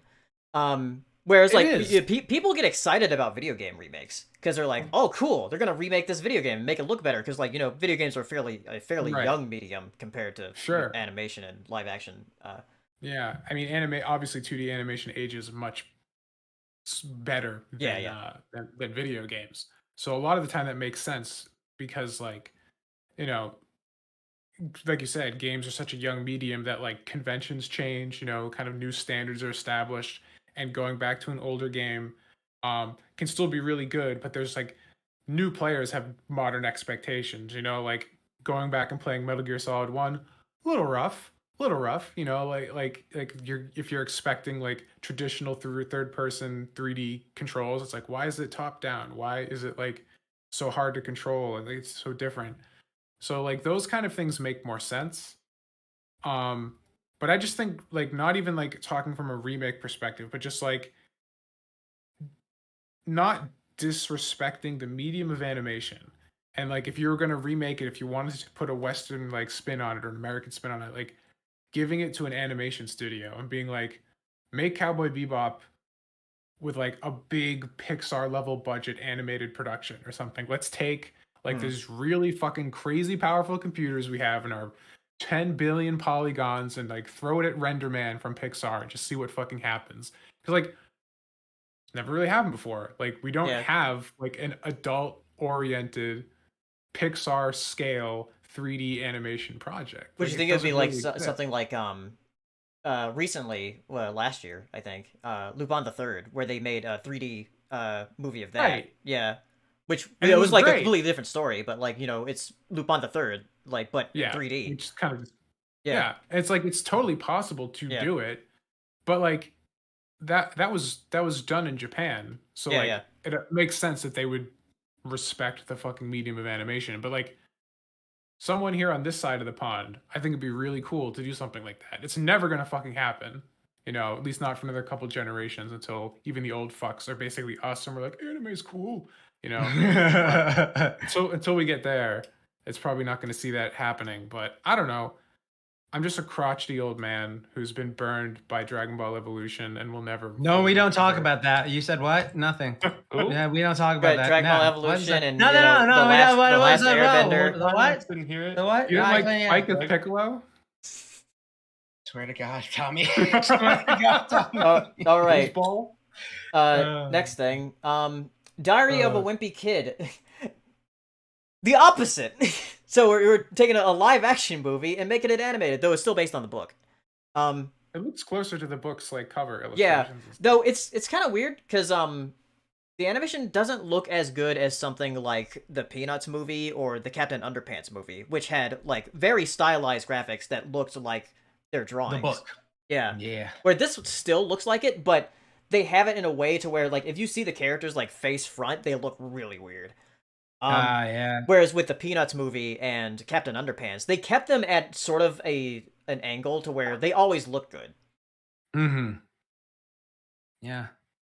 I don't think anyone like faced forward in the Charlie Brown movie at all. It's just like, they were always like to the side. It was always like when they flip, it was like it was that weird way of making 3D and 2D like it like blend seamlessly. So yeah, with this, I mean, it looks interesting. I'm not. It looks like it's like straight up just a remake of that first movie, but animated. Ah, there you go. See, that's how you do it. Yeah. Huh? Yeah. My only problem with it is like I said, like it doesn't look quite as good as something like Peanuts or Captain Underpants, and the mouth movements are kind of weird with the way they talk. Though that might just be the trailer, because the trailer does that a lot with animated movies, where like the lip syncing is just off. Yeah, they'll like say different lines in one area to make it look like they're saying it there. Like, I can't believe Charlie Brown. And then like their mouth like doing like saying they say something completely different in the movie and stuff like that. So yeah, yeah, and that comes out like at the beginning of December. Yeah, December 3rd. Oh yeah. Speaking of adaptations, there's a lot that was announced or like shown trailers of this past week. Uncharted. Oh, you mean Spider-Man? Spider-Man? Yeah, fucking yeah. Like you mean like Peter on a offshoot adventure where he meets frickin' that guy from Transformers or some shit like that? It's just like, I mean, honestly, it's like you got Mark Wahlberg. Like Mark Wahlberg will fit in the frickin' MCU. Like, think you're badass, Thanos? Huh? I got muscles too. Some shit like that. It's just, I'm like, what are you doing? I'm sipping this light. Shit like that. Like, what do you think is gonna happen? It's just it's like to me, it did not feel like Uncharted at all. It just like to me, it was literally just like I could not see Tom as Nathan. Like I love Tom as an actor. Like he's great as Spider-Man. And there was this one movie where he was like this kid who was like beating up this guy who messed with his sister or something like that. He was actually very scary in that movie. I'll give him that. He was very intimidating. But like here, it's just I don't know. The thing is, like, I've never even played Uncharted. I do have them on digitally, but I just haven't played them yet. Okay. But yeah. Even like hearing Nathan Drake in the games and of like footage I've seen of the games, I think it's just Tom's voice. Tom still sounds like a kid. It would be funny if they caught in the trailer. Like this is Nathan Drake as a kid, because like in the beginning of Uncharted 3, I think Yeah, 3 They of have them. like a whole kind of section going back and forth when he first meets Sully and he is a kid at that point. Okay. So I think they're going for that angle, but like Okay. that's not when you think of Nathan Drake. That's not what you think of. You don't think of that one section in the beginning of Uncharted 3. You think of literally everything else. Yeah, So it's a yeah. strange choice. It's yeah. This is I just sorry. I was just gonna say like when I envision one person like this was one of those like oh yeah like Chris Pratt in his like Jurassic World style. It's like oh maybe that would suit this role. Didn't mean to cut you off, French. No, you're fine. I was gonna say like this film's been in the work for like over a decade. They've been trying to get this film off the ground, and it's gone through several directors, several different people who are going to play Nathan Drake. In fact, at one point, Mark Wahlberg was going to play Nathan Drake. And when they officially said, "Okay, Tom Holland's our Nathan Drake," their reasoning was, "Okay, we want to have it young so we can actually have this franchise go on for a while, watch him grow up with the role, similar to the games and all that."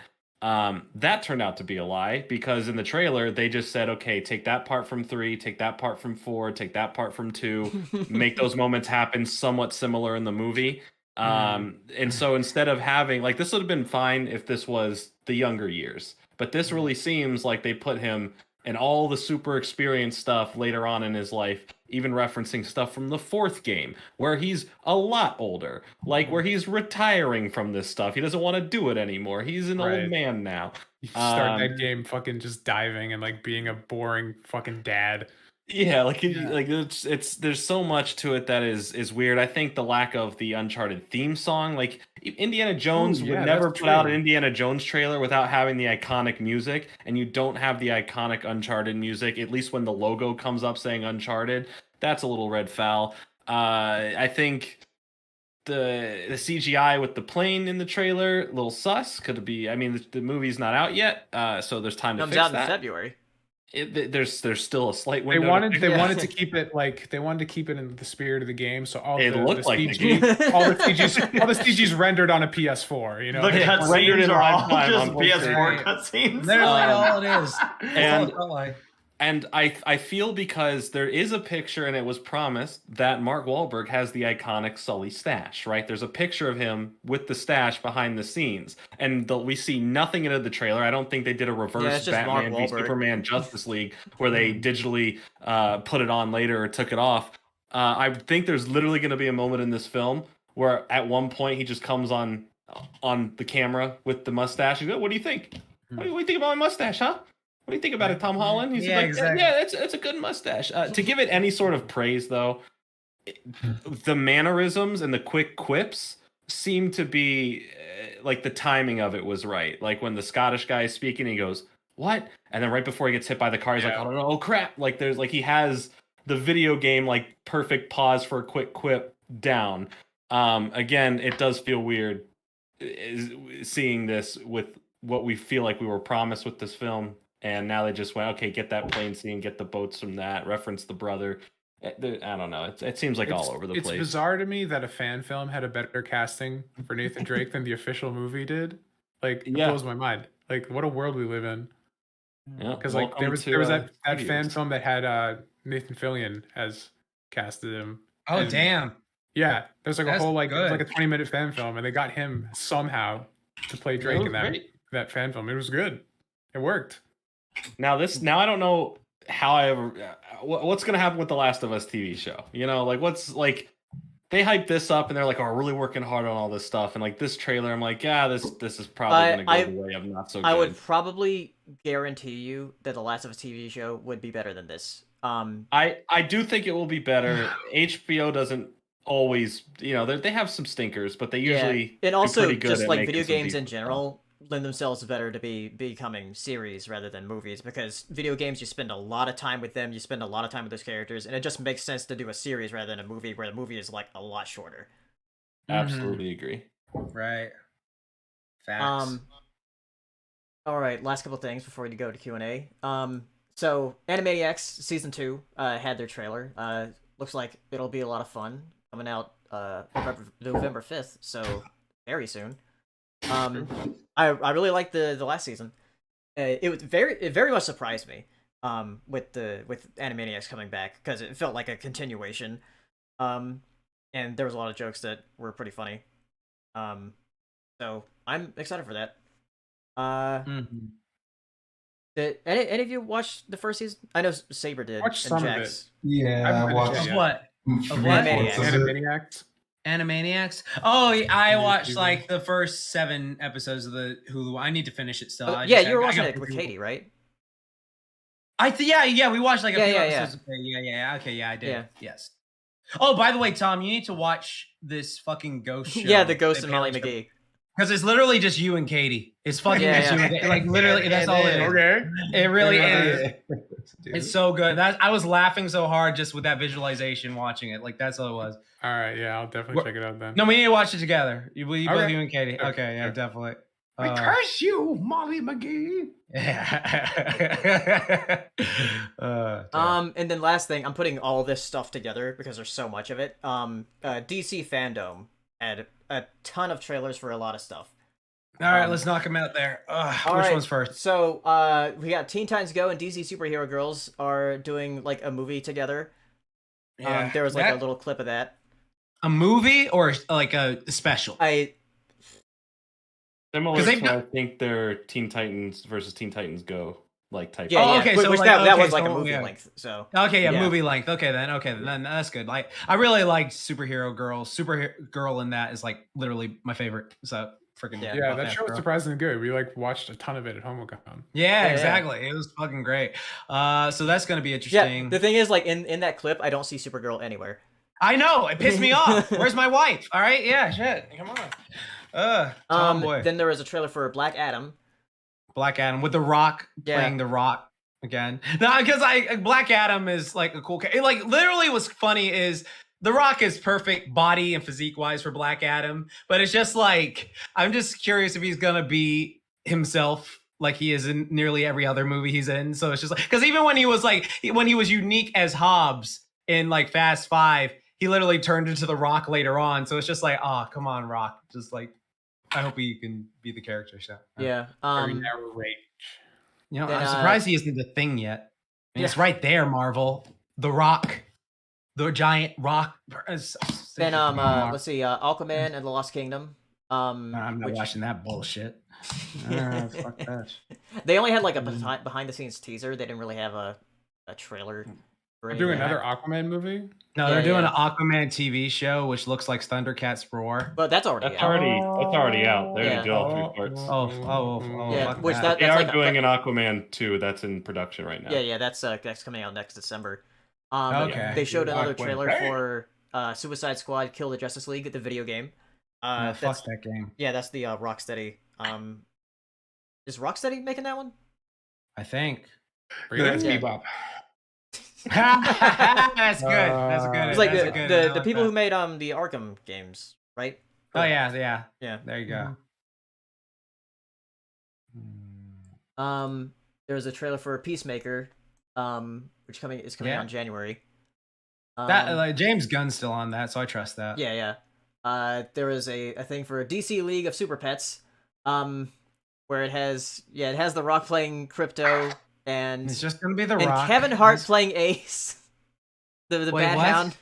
Yeah. Why would- Are they actually just like? Are they actually just married? Like actually? Really, Yeah. really at this Like I'm point. so tired of. I like The Rock, but I am so tired of seeing him specifically plus Kevin Hart in They've movies. only done 10 movies together. Why are you tired of it? Yeah. Oh my god. He's stubbing a hater. Are you suggesting you don't ship it, Hero? I don't ship it. Whatever. Whatever. Rock's cock is bigger than Kevin Hart. I thought you meant it's bigger than Kevin Hart's. I'm like, probably. And you went bigger than just the man. The man himself. Yeah, and I'm probably right. Oh, that's right. We're streaming. Oops, I forgot. Sorry. The Rock will like the cock. Anyways. The cock. Then, Rock's cock. Then there's the trailer for The Flash, coming out next November. Which Yeah. the thing people got excited about was like, oh shit, Batman's gonna be in this movie. Michael Keaton Batman Yeah. specifically. So Both yeah, Batman. both Batman. Wait, were Yeah. Robert Pattinson's Batman's in it? No, Affleck's in it. Oh, okay. The Batfleck. Okay, cool. Yeah. Cool. Wait, he's still gonna be around, even though they have a different Batman. Well, the new Batman is like the Joker film, where it's like not part of. Yeah, it's what not part of. DC It's not part of doing. its own. It's not part of the DCEU. It's like its own DC thing. has no idea what they're doing at this point. Like, okay, these films are connected, but these aren't. But sometimes this one's referenced here, and this Flash can go see the TV Flash. Yeah, there's So like 3 nothing different makes Flashes. sense. Yeah, there's like in the trailer. So maybe the Flash from the TV show will meet the other Flash again because he already met him in the TV show. On the one hand, that's really stupid. On the other hand, that perfectly mirrors comic book continuity. So it really does. Yeah. Like genuinely. So Flash multiverse. Then we got another trailer for Gotham Knights. Cool. Which is like going The video with the, game. like the Court of Owls, like Yeah, the Court storyline of or Owls. whatever. Yeah. Court of Owls is a really cool story. That is a really cool story. Then there's a Catwoman Hunted, which looks like an anime style movie. Yeah. Which looks pretty neat. Yeah. Elizabeth Giles voicing it. Yeah, we got Bat Wheels, which is like kind of like a preschool type show where they have like Sounds the like a preschool Batmobile type show. and like different like It's cars. cars. It's cars. It's cars. It's the cars cars. have faces. The Batmobile is a character, not like Batman drives the Batmobile and races No, the no, Joker. it's the Like, no, the Batmobile. Joker and Batman are cars. Yeah. They're their I cars. like. Okay. Yeah, But it's for preschoolers. Like it's aimed, like they said, Yeah. anyone can watch it, but they're making it for preschoolers. Where's Toe Mater? We got a teaser for Harley Quinn season 3, which Yeah. I'm excited for that. I love that show. Yeah. Batman Cape Crusader, which is probably one of the most exciting things from this. Mm-hmm. So it's not going to come out until 2023. It's a new series with Bruce Timm attached to it. Nice. That sounds sick. Cool. It's looking good. Yeah. Sounds As good. long as he does not know a Batwoman, then it's good. And then Shazam Fury of the Gods had a behind the scenes teaser. That Which movie's done shooting, and it still doesn't come out till 2023. it's done shooting. Damn. They are done shooting that movie. Oh, yeah, it comes out It- June of 2023. So I guess Yeah. they want to lot spread out everything because of- they showed a Yeah. lot of stuff. They have plenty time for this post production, so they better make it look really good. They got a lot of Yeah. time. And then Didn't they take away his fake muscles in the thing? Because he was like padded up in the first movie. I haven't don't seen know. what his suit looks like in the second one. Okay. and then final thing is the Batman trailer. Yeah. That's the only thing I'm hyped for. That looks Yeah. pretty fucking cool. Yeah. Yeah. I trust Matt Reeves. I think it looks pretty cool. I like the story they're going with. I like that it's like year one Batman, like he's getting all his aggression and everything's like personal to him. Like I think that's cool. Yeah. That's cool. Yeah, he's listening to Linkin Park, and his fucking Play Hey, power hey, and I shit, knew that. getting shit done. No, I mean, like, he literally looks like he's going through a faint AMV where he's just beating the shit. There's Yeah. When he's he looks like that as Batman, but then when he's like fucking just in civilian clothes, he looks like he should be in, like My Chemical Romance music video or something. yeah. Yeah, true. That's facts. This is facts. I When do I like was a young boy, my father. they keep the fucking eye makeup when he takes the fucking mask off. None of these other movies do Wait, that. I love that. All right, so that is one thing I want to give this movie because that Right, is it's something great. that bugged me. It's just like you always see Batman clearly have camo on his eyes, and when he takes it off, it's just it's gone. It's gone It's just automatically. Christian Bale. It's just shut the fuck. That's not how that works. It's silly. Who's that Batman? It's Yeah. Ben Affleck. Aw, I mean, yay. All right. So let's go ahead and go to Q&A and try to get as much as we can. For as long as you guys want to ask questions or answer questions. So we got a few super chats here. From Daily Teen, first says, name a crucial mistake you made on the job. Crucial. I shouldn't say that. Okay. Oh. Let me think of something else. Crucial mistake I went. Oh yeah, okay. This one time, Okay, you know what? It's years later. I'll say this one. This is one I can get away with. It's not that bad. This one time I didn't accidentally. I went out my way to do it. Was I smoked pot when I was working at Burger King. It was my very first time I ever did it, and so I didn't know what to expect. And so like I was like, oh God, what did I do? And so like when it started to hit, like I got like super paranoid. I was like, oh my God, they know. Like the customers know, my manager knows I'm such a bad person. And everyone else is like fine. They're looking at me and I'm like washing dishes and I'm just like staring at the water like I am such a fucking bad person. Why did I do this? I'm just like yelling to and like everyone's like, are you okay? Are you okay? I'm like fine. And then like I was like just overthinking, and then the people were like coming up to me talking. I was like, hey, can I get a Whopper and this? And they're like, and then they stopped for a second and they were like, and then they like and then can I get, and then like what they were doing was they were looking at the kids' toys that were available in the like menu, but I thought they're like, oh fuck, they smell it on me. Oh fuck, oh God, and I'm gonna get in so much trouble. I'm so stupid, fucking. And I was like overthinking that the entire time. So yeah, that was it. Good on. Was this to anybody? Yeah.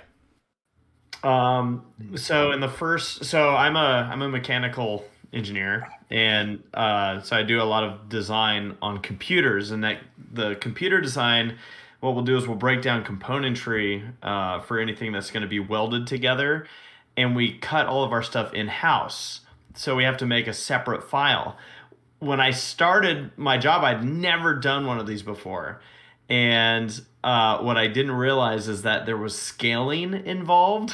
So I created these things to be cut by the shop. It was like my second week of working there, and they went to set up all their stuff and started cutting things, and everything came in a fifth of the size it was supposed to, and they were like, "What the hell is this? How small is this thing gonna be?" And right then I went, I'm fired.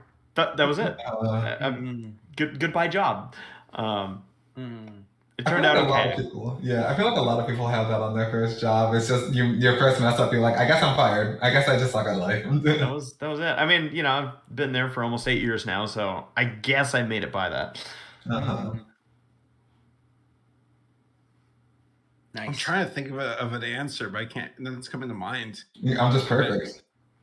I'm just the best employee, which is why I've had 5 jobs. What about that? I'm saying I work too good. I work too hard, too good. No mistakes. 100%. I work too good. I work too well with people.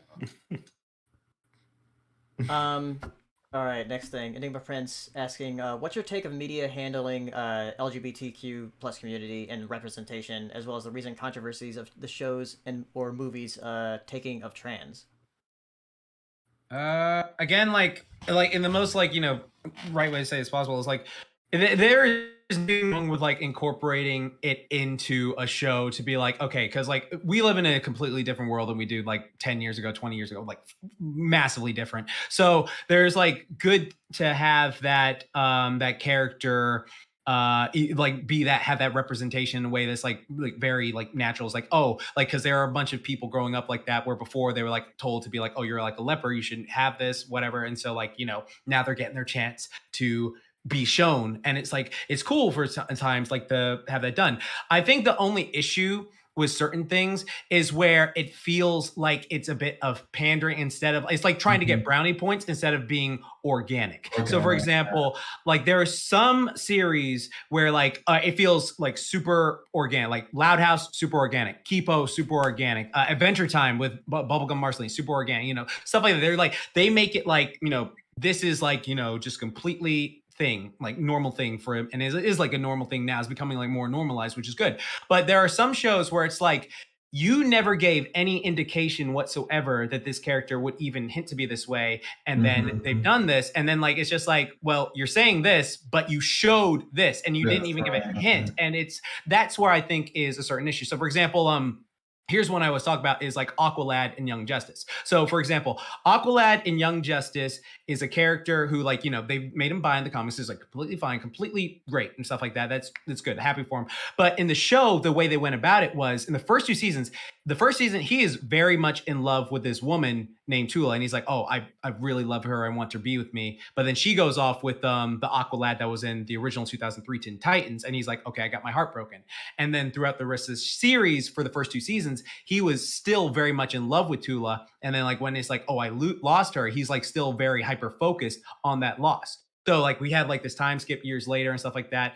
And then in season 3, like it's just like, okay, they have an Aqualad episode, and the very end of the episode, he like, oh, he has a boyfriend, he kissed a guy, but they never once linked up to that. So it sort of just came off like, are you just throwing that in there to be like progressive? Because like there are certain ways you can do it. Like there are certain ways you could have made that work like super well. Like just one example I was like, because like you brought up like Adventure Time, which like was kind of like one of the trailblazers for it. Like like Adventure Time did that super well. But like Kipo and the Age of Wonder Beasts, like that's what I was saying. Yeah, Kipo, where he's like, oh, I'm gay. It's like, oh, I didn't know. Super organic. Yeah, it's believable. Yeah, super organic. And then like to go back to what I was saying about the Aqualad thing, like what I think would have worked about it was, all right, so like you introduce a character, like even Voltron did this, where like, okay, they never gave a hint of what the main character Shiro was. Shiro was like the leader of Voltron for a time, and then like he turned out to be gay, and it was like, oh, that's okay, he's gay. There's no big deal. But the way they went about it was just like they didn't do much with it. And then like at the very end, he like gets married to a guy, and it's just like you could have like had him meet someone and show that relationship blossom. But it was just like, oh, he's gay. Oh, by the way, he's kissing this dude. And it was just like, it just sort of felt like underhand, especially when you see like other shows do it so well in certain regards. So like that was just one thing where I was just like, or like freaking Harley Quinn, even though like, oh yeah, Harley Quinn did that really well. Yeah, It's just like, oh yeah, Poison Ivy and Harley, they love each other. Yeah, super great. And so I think it just really depends on like, because again, like I don't ever want to come off like a crotchety old man, like I just want to be hetero and super hetero and shit. Like it's just like I just want to see like, you know, I like when it's done super well. Like again, that whole thing in the Loud House with like freaking Luna being bi, I thought that was like done masterfully, because it was like, okay, yeah, she that's how she is. Or the parents, like Clyde's parents, I was like, oh yeah, that's freaking great. Like yeah, that's how I think. I'm going to use another example of a recent movie that came out, which was Jungle Cruise. Okay. Of all movies. Okay. Yeah. So, the main character. Well, I guess you could argue. So the two main characters, but the girl, she has a brother in this that kind of follows around, and he's this funny, flamboyant character. But there's like a moment that they have in there where it's like this heartfelt moment where he's talking about how his sister like supported him and always had his back, despite being in relationships that like his family and friends didn't agree with. And it's very like subtle the way it's handled, but I was like, I'm so used to Disney being like, yo, everyone, we got a gay person in it was this like movie. Disney's first gay character. It was like, this is the seventh time you've said that. And so I was like really actually pleasantly surprised how it's just like, yeah, like this is the character. This time they didn't even mention it. Right. And so like something like that, like I like that we're getting more to that, like where it's just like, yeah, this is who this character is. We don't have to make the big deal out of it. As opposed to like what they did with like LeFou in the Beauty and the Beast. That was terribly handled. Yeah, terrible. Or that fucking Cyclops. Like it's just like whatever. Like what Cyclops in what is Onward. it? Onward. X-Men. Yeah, but like again, like me and Hero, and like I think we've talked about it on the podcast before. Yeah, I know we have talked about it on the podcast before, but another one that is like when they retroactively go and they change the character and say that they're this way when they're not, like, and that's like Velma from Scooby-Doo Mysteries Incorporated. Like in the first season is like I'm very much straight and into Shaggy, and second season is like it seems like she's into this girl this way, and it came off like she was bi. It very much came off she was a bi character, and like all my bi friends have said the exact same thing. But then later on it was like, oh no, she's a lesbian, and it's just like. But it showed that she was bi, and like it's like I've talked to like Tom. It's interesting because like Velma is a character that has like very many multiple iterations. So like you could have said like any iteration, but you specifically said that one.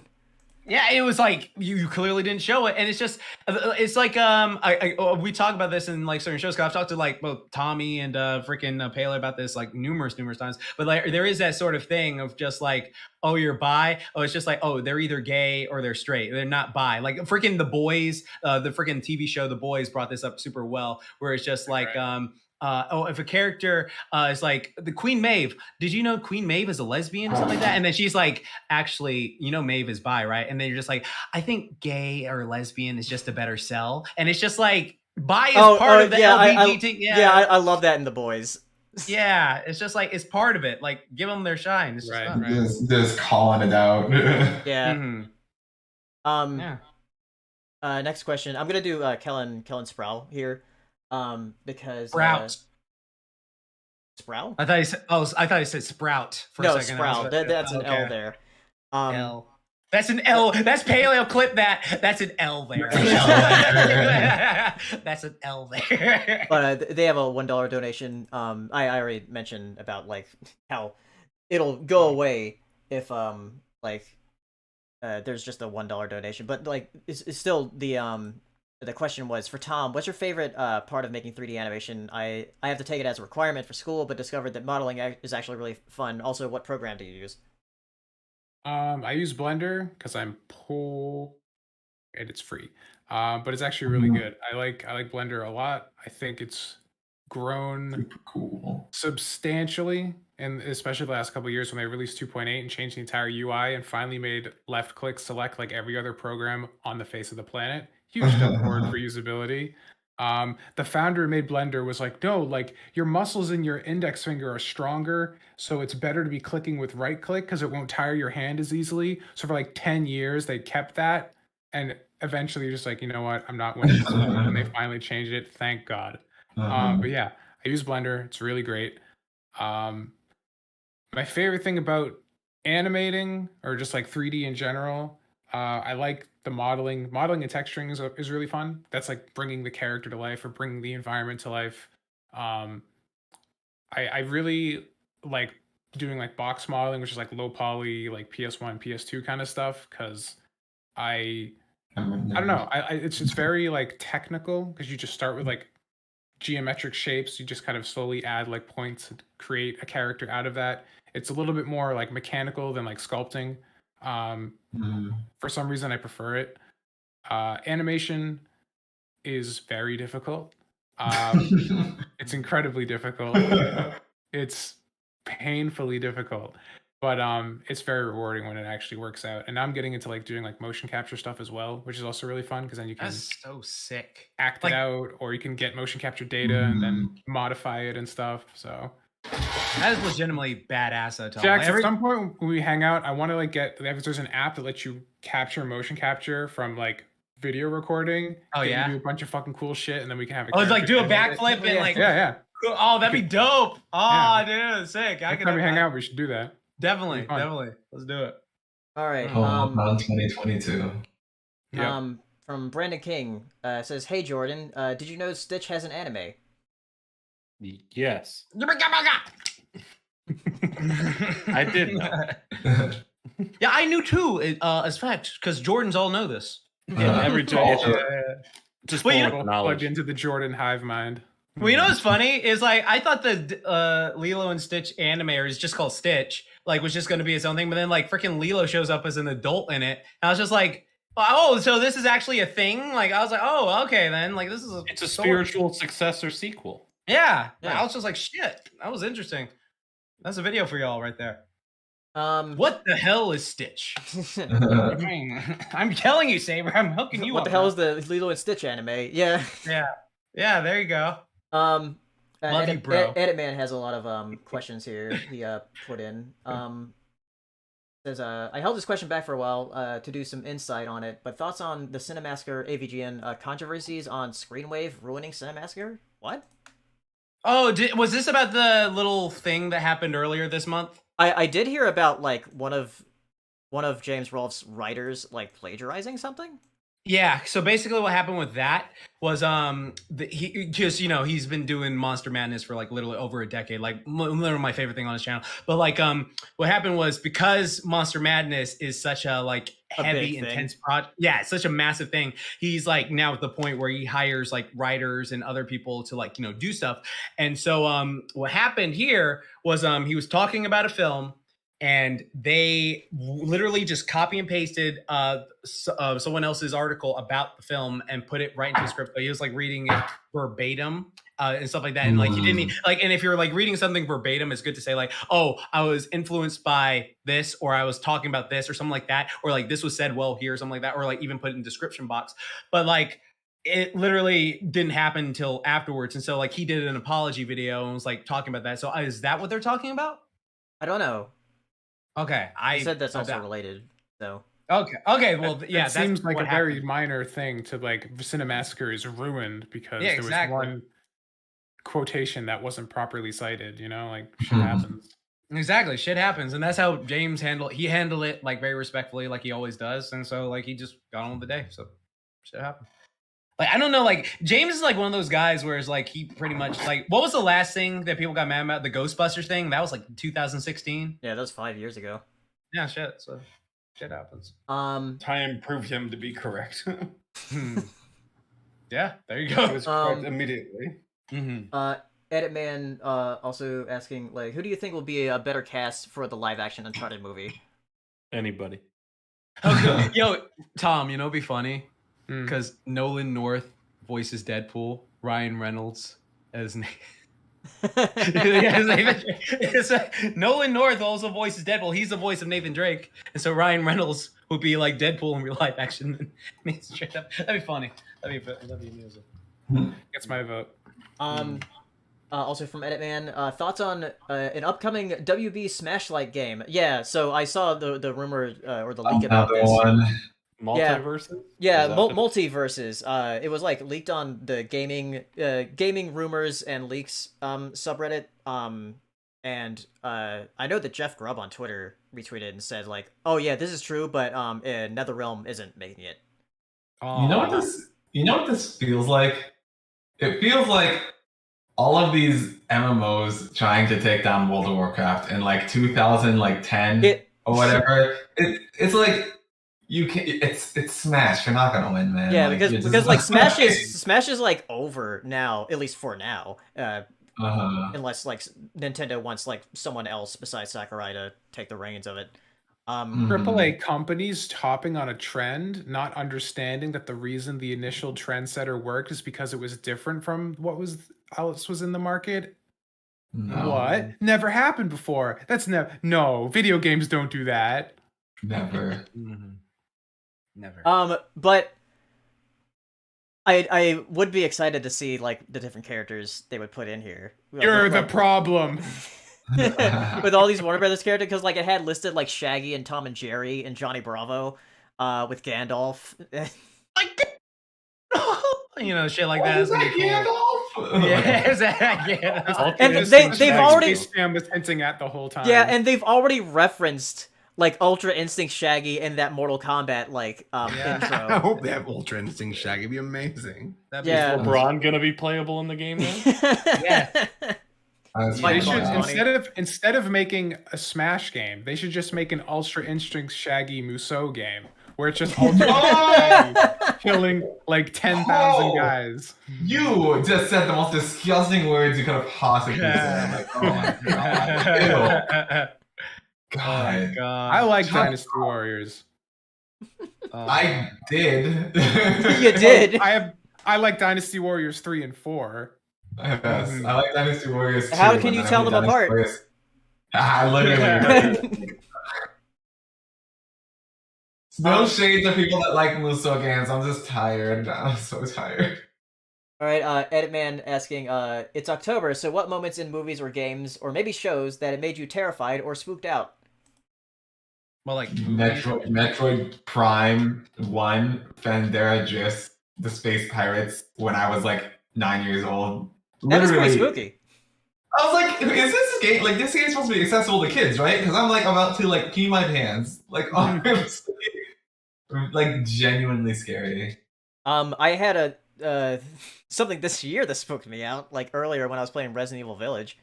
What the fucking fuck shit is that? Yeah, I had a clip of that on Twitch.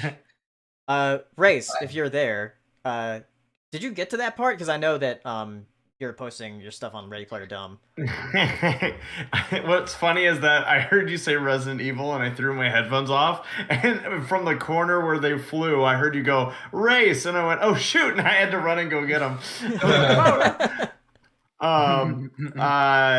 Yeah, I think we did.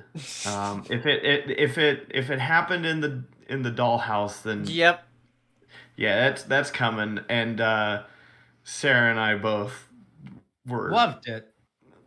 We were very Entertained. Not scared at all. You'll see. It was not what I was expecting in there. I'm like, what the hell is this thing that's oh my god. I gotta say, just kind of on the spookiness factor, I absolutely love what they've done though with Resident Evil 7 and 8. Like, Yeah. it's like it actually feels like you're playing through like a scary movie, and I love that. I'm like, oh wow, it's very cinematic, thematic, love it. Yeah. But yeah, I haven't played it, but I've been told that Outer Wilds DLC is really good, and just Outer Wilds in general. I've been told it's a fantastic game by multiple people. I have been told that the Outer Wilds DLC in particular is like actual, like genuine nightmare fuel though. Like they have a trigger warning at the beginning is like, this may get pretty scary. And like my friends are legit like, no, it's getting pretty scary. He's like, I might actually have to turn the no scare mode on. I was like, is that bad? What the fuck? That's weird. Yeah, I've like never seen a video game that's like quite that scary. That's interesting. Like Metroid Prime, sure, but I was like 9. I'm sure it's still spooky, but like Yeah. these guys are like 28 years old. True.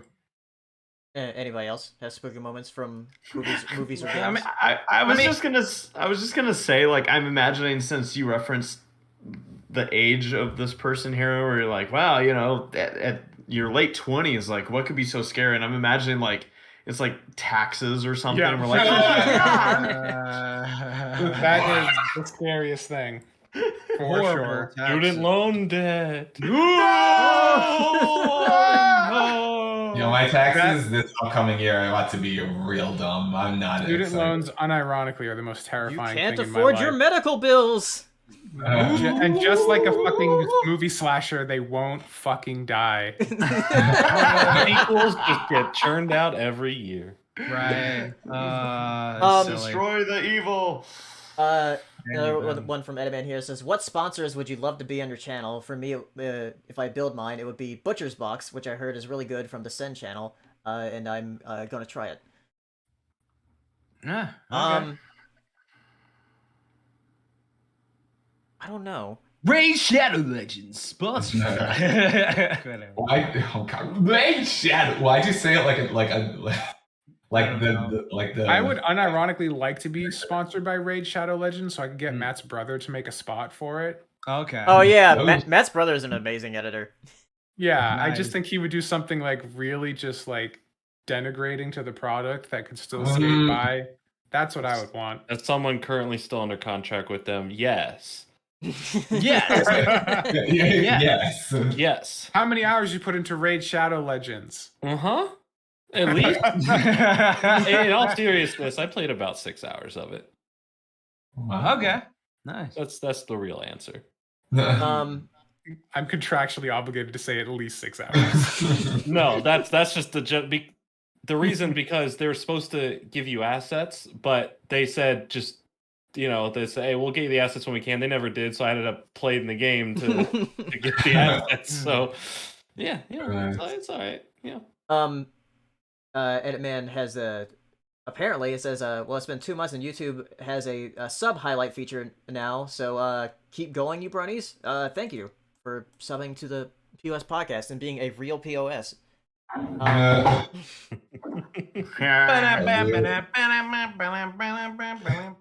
Yeah, yeah. If you become a member, you're a real POS. It's an honor. Then the last admin question, it says, what movies, shows, and games you watch or play each holiday season for the holiday vibes? People say they watch Batman Returns and Die Hard every Christmas. You can watch Gremlins too. Yeah, Gremlins. Yeah.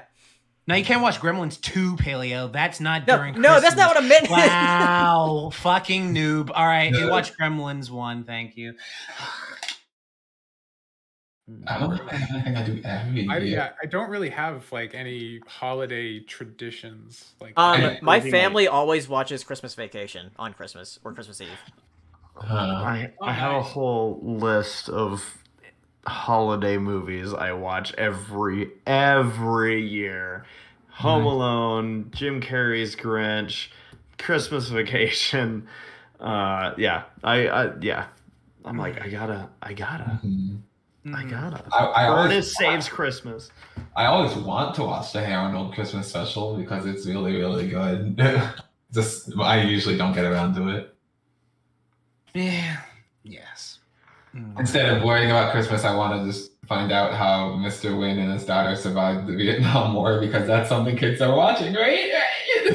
Yes. Exactly. It's such a good special. Christina asking, most memorable moment of Ponyville Ciderfest 21. Let's see. Mine was serenading full of papers and still believing that rats live outside and inside. Yeah. What? Yeah, rats are outside, mice are outside. Yeah, that's what it is. That's a pretty good belief. Yeah. I would agree with it. Oh yeah, Race, you weren't there because you had to leave. Yeah, there was a rat at the charity auction. No, it was a mouse. What do you mean? Yeah, because the charity auction was for the Humane Society there, and somebody brought their pet rat. I thought you meant there was like a rat hotel. No. Yeah, there was. Ooh. There was literally a rat in the hotel, but it became a mouse. That's cool. Yeah, I missed that. His name was Pinky, and he also had his brother Brain there. Pinky Yeah, that's smart. So the question is most memorable moment? Yes. Most memorable moment of Ciderfest. I enjoyed piling Jack's Blade on top of Hirosashi on the stage. Oh yeah, we did the thing. Yeah, during the cruise line while playing Dead Bodies. Also with the living scenery thing game, Silver Quill sitting on me. Oh yeah, you liked that part, I bet. That was good. That was a good part. Oh yeah. Go on. I was so afraid. Like anyone, like you can see Paleo here, right? But unless you've seen him in person, like I did not think that was gonna work out to your back's benefit, Paleo. I'm like, he's going to die underneath not only Silver but also Jax. Like, I was like, this isn't. That was amazing. This isn't the best idea. So I did it. I'm gonna be boring because it will always be my favorite part of conventions is just having the real talk. Yes. Yeah, talk about nosies and French horns. Yeah, nosies and French horns all day. Nosies are so good. Hey, Sarah. Oh, Sarah's there. Sarah's home. Sarah, come here. Sarah. Oh no. All right. But let's fill in this thing. So Sarah, when we were at the convention, I did admit to the guys that you would do this thing called playing the French horn. Yeah. Okay. So for anyone that has, let's say, more boring sex lives, can you explain what it means to play the French horn? Well, I heard a rumor that French hornists are good kissers. Is that what you're trying to get at? Wait, I thought it was like some like really nasty like. No, you're thinking of another thing and another instrument. Yeah, you're thinking of the. That's a harmonic. Yeah. There was this thing. I was thinking more of like it's an R and a T. It's like two words. Is that what we're going with? Is that the territory? It starts with BR, ends with umbone. we were laughing. Yes. Oh no. But yeah, no, we were talking about. I think I just said like how Sarah plays the French horn, so she already knew that French horn players were like good kissers. And everyone in the room went, "Oh, you actually mean the instrument, the French horn? Okay, okay." They're like, "What were you having her do?" Yeah. Still not as lewd as Nosies. Yeah, Nosies. Yeah, that I was told just them foul. about Nosies too, Sarah. Now Nosies is just foul. How we ended up kissing? Yeah. That little move I made. You like That little move, so proud. Can you nosy me right now? Oh, we nosy. And we don't even see it, so I'm not on camera. Wow. But Kids, cover your ears. it. But I did it. All right. We nosied in front of everyone just now. Oh God. Tom's expression is just like. I have no idea what's going on. Tom is just. But yes, to on Hero's point, some of the ultimate moments with conventions are sometimes those quiet moments where you're just chilling and talking with friends about anything and everything. And it was like 6 hours during Saturday night where we were just like, yeah, dude, like we literally came home and like after eating like some cheese curds and we're just like talking and like it was like me, you, and here at first. And then like something started, and then like we just went in, and then Paley and Kari joined for a bit, and then left, and then we just kept talking. We just got real. We just was like, this is all of our problems, and this is why we're gonna talk about it. And it's just like, oh, that was beautiful. It was beautiful. It's nice to be able to vent. Yeah, exactly. yeah, right. Yeah. Exactly. That was nice. I like drinking that lemonade. That was good lemonade.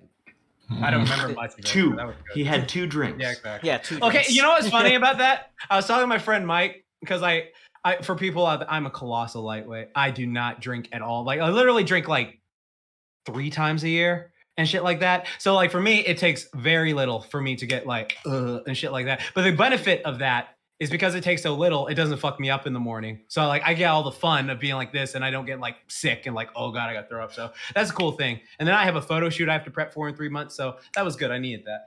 Perfect. Yeah. All right. A few more questions. Watch the vlogs for Jax to be No, drunk. no, oh my God. Yeah.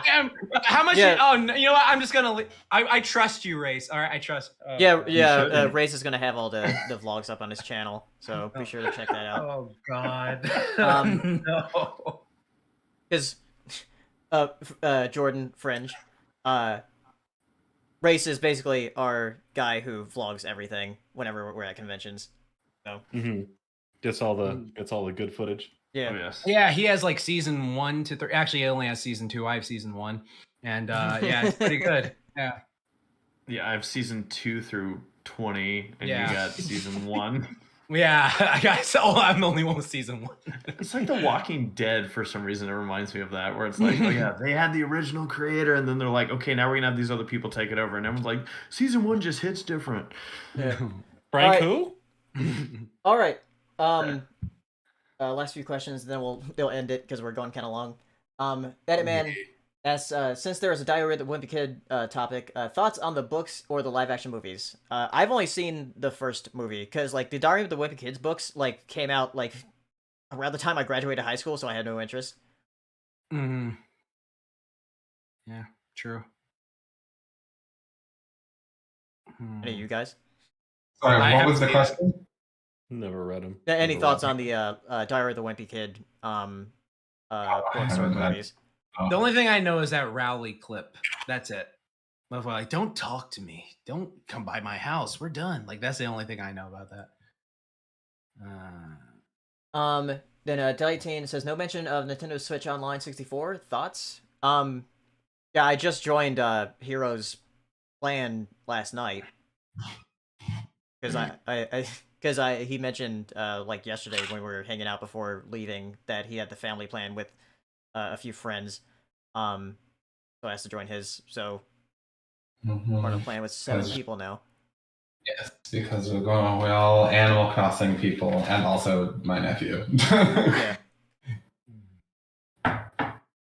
So It's yeah, still I played like pretty a couple of games. I played Sin and Punishment last night and a bit of Musha, which is a Genesis game, not 64. But then Malik Webster asking, so Jax, how about that Chucky series? Oh yeah, shit. Yeah, that it came out. It's on right now. Fuck. Gotta watch it afterwards. It's really good. It's really good. It takes place after Cult of Chucky, which is the 7th movie.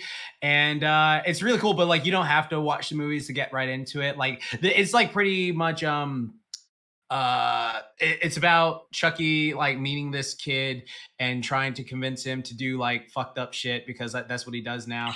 And it's really cool because like I thought it was just gonna be its own thing, but in Cult of Chucky, Chucky has this power now where he can like split his soul and put it into like multiple things. So like there could be multiple versions of Chucky talking to each other and doing this stuff. And so like since his post is like you never know which doll's gonna be him, and he can also put like his soul into, as he says, like as long as they have like 2 legs and hands for stabbing, I can like put my soul into it. And so like that's interesting. So the writing's pretty good. They're also going into Chucky's origins, which we never saw before in the movies, so that's fascinating. We get to learn why he does what he does, like if he was just like how they fucked him up as a kid. And they reference the movies too. Like there's this whole thing going around where like they're saying like trans ally Chucky because he referenced his son, because in Seed of Chucky he gave birth to the his kid, but because his kid is a doll like him, just a pure doll, he didn't have any parts. So like they didn't have any parts. So like it was like just a doll body, like Ken Smooth down there. And like so Tiffany, that's his wife, and Chucky were like, oh, I'm gonna call him Glenn, and then she's like, I'm gonna call her Glenda. And then they just kept arguing back and forth through the whole movie until they split their soul to be a male and a female and put them in human bodies, which is interesting. But again, like I'm sounding like I'm talking about a bunch of bullshit, but I'm just going on with it. But that was funny how he referenced Glenn. So Glenn will probably show up in the show. He's mentioned Pokemon porn, which is something I never thought Chucky would talk about. I saw that clip. That was fucking funny. And I'm enjoying it so far. It's on like episode 3, which is airing right now. They post every episode on YouTube, which is like cool because they're like, hey, they're like the full episodes are on YouTube, like episode 1, episode 2. I was like, that's really cool that they're posting it on there for people to see. So that's good. So yeah, really, really digging it. Huh. All right, and then final question from Ryan Walterson here. It says, speaking of Gremlins, what's everyone's other favorite Joe Dante movie, i.e. The Burbs, Small Soldiers, etc.? Oh, I like Small Soldier. I think I haven't watched Small Soldiers, but I remember getting every action figure for Small Soldiers, and that's why I liked it so much, just because I have the action figures. But I haven't watched it in literally 2 decades, so I need to see if I still like it. I can't imagine it aging very gracefully. But nah, the CGI was some bullshit. Yeah, I remember that. I know, like Saber watched it with like Paleo, like back in 2012 on stream. Yeah. I was watching. Yeah. Gonna say Looney Tunes back in action. Yeah, I was looking at the filmography here. The Looney Tunes back in action. Were you so specifically about like you guys were talking about Small Soldiers? Mm-hmm. I recently watched it, and actually recently is in like in the last 2 years, and I think what helps that movie is that because the action figures are designed as plastic figurines and whatnot. Yeah. In fact, I want to look back at it because I think some of it is just straight up puppetry. Yeah, because some of it is like they're like stuff. Everything else is just a toy. Like I remember that, or like there's some stuff where it's very clear CGI, like the bike scene where like they're chasing on the bike and stuff like that. Like that. Oh yeah, I mean you're gonna have your horrendously looking scenes. But a lot of it also is just them like literally I think throwing action figures all over the like lawn and being like, all right, we're gonna explode these things and people are gonna love it. Yeah. The video game for it was fun. There's also, I think, some stop motion. Well, there is stop motion involved with it as well. Right. Yeah. Then Deli Teen had a 2-month sub here, saying, "Here's a fun treat that everyone should do on Halloween. Check out Everywhere at the End of the End of Time by The Caretaker. A spooky Halloween treat from me." Okay. Yeah, he posted a link on YouTube in the chat there. So Nice. that's the end of the podcast. Next we'll have the podcast on Monday, the 8th of November. Okay. That's my birthday. It is. Oh yeah, I gotta get you something, boy. And also, yeah, Just Race's give me- birthday give is me going to your- be next week. Oh shit. Oh, Oh fuck. Oh yeah. Oh yeah. And my birthday was a few weeks ago. Oh, Yeah, no Yeah. one cares. Yeah. And so was Hirosashi's. Oh. Yeah. So was mine. Oh, Yeah. Jordan We're all old. Wait, do we all have a birthday this year? Holy shit. Yo, that's Right? so weird. That's crazy. How quirky of us. Oh, that knocks me for a loop. It's crazy. Crazy. Yeah. Are we all 30 now? Or is Jordan still in his 20s? Okay, yeah. Okay, yeah. Walk away. Enjoy that youth while you still can. Yes. 27. See, 27. He's got his youth and a Raid Shadow Legend No, sponsor. There's no, nothing I'm more on- you need in life. I'm on the back end of the 20s now, so like I'm feeling it. You know, it's not as Oh, fun yeah. as You- you'll feel it I like think you're feeling it now. yeah. not Once you feeling it hit yet. 30, you're like, what the hell happened to my back? Yep. Hey, Jordan, I do already feel that yoga. way. Trust I've me, been do standing- yoga. I'm standing. I've been standing the whole time. We'll gift you your walker. Oh, thank you. I actually appreciate Jordan, it. trust me, do yoga, start sooner. It'll make everything just loosey-goosey. I'm telling you. It's just 5-10 minutes a day. It'll save you your back pain. I'll tell you I that do right now. like being as loose as a goose, so That's I will. good. I'll start doing some yoga. Yes. All right. We'll see you next time. I So shoot fireballs. bye, everybody. Bye. Take it easy. all right. Let it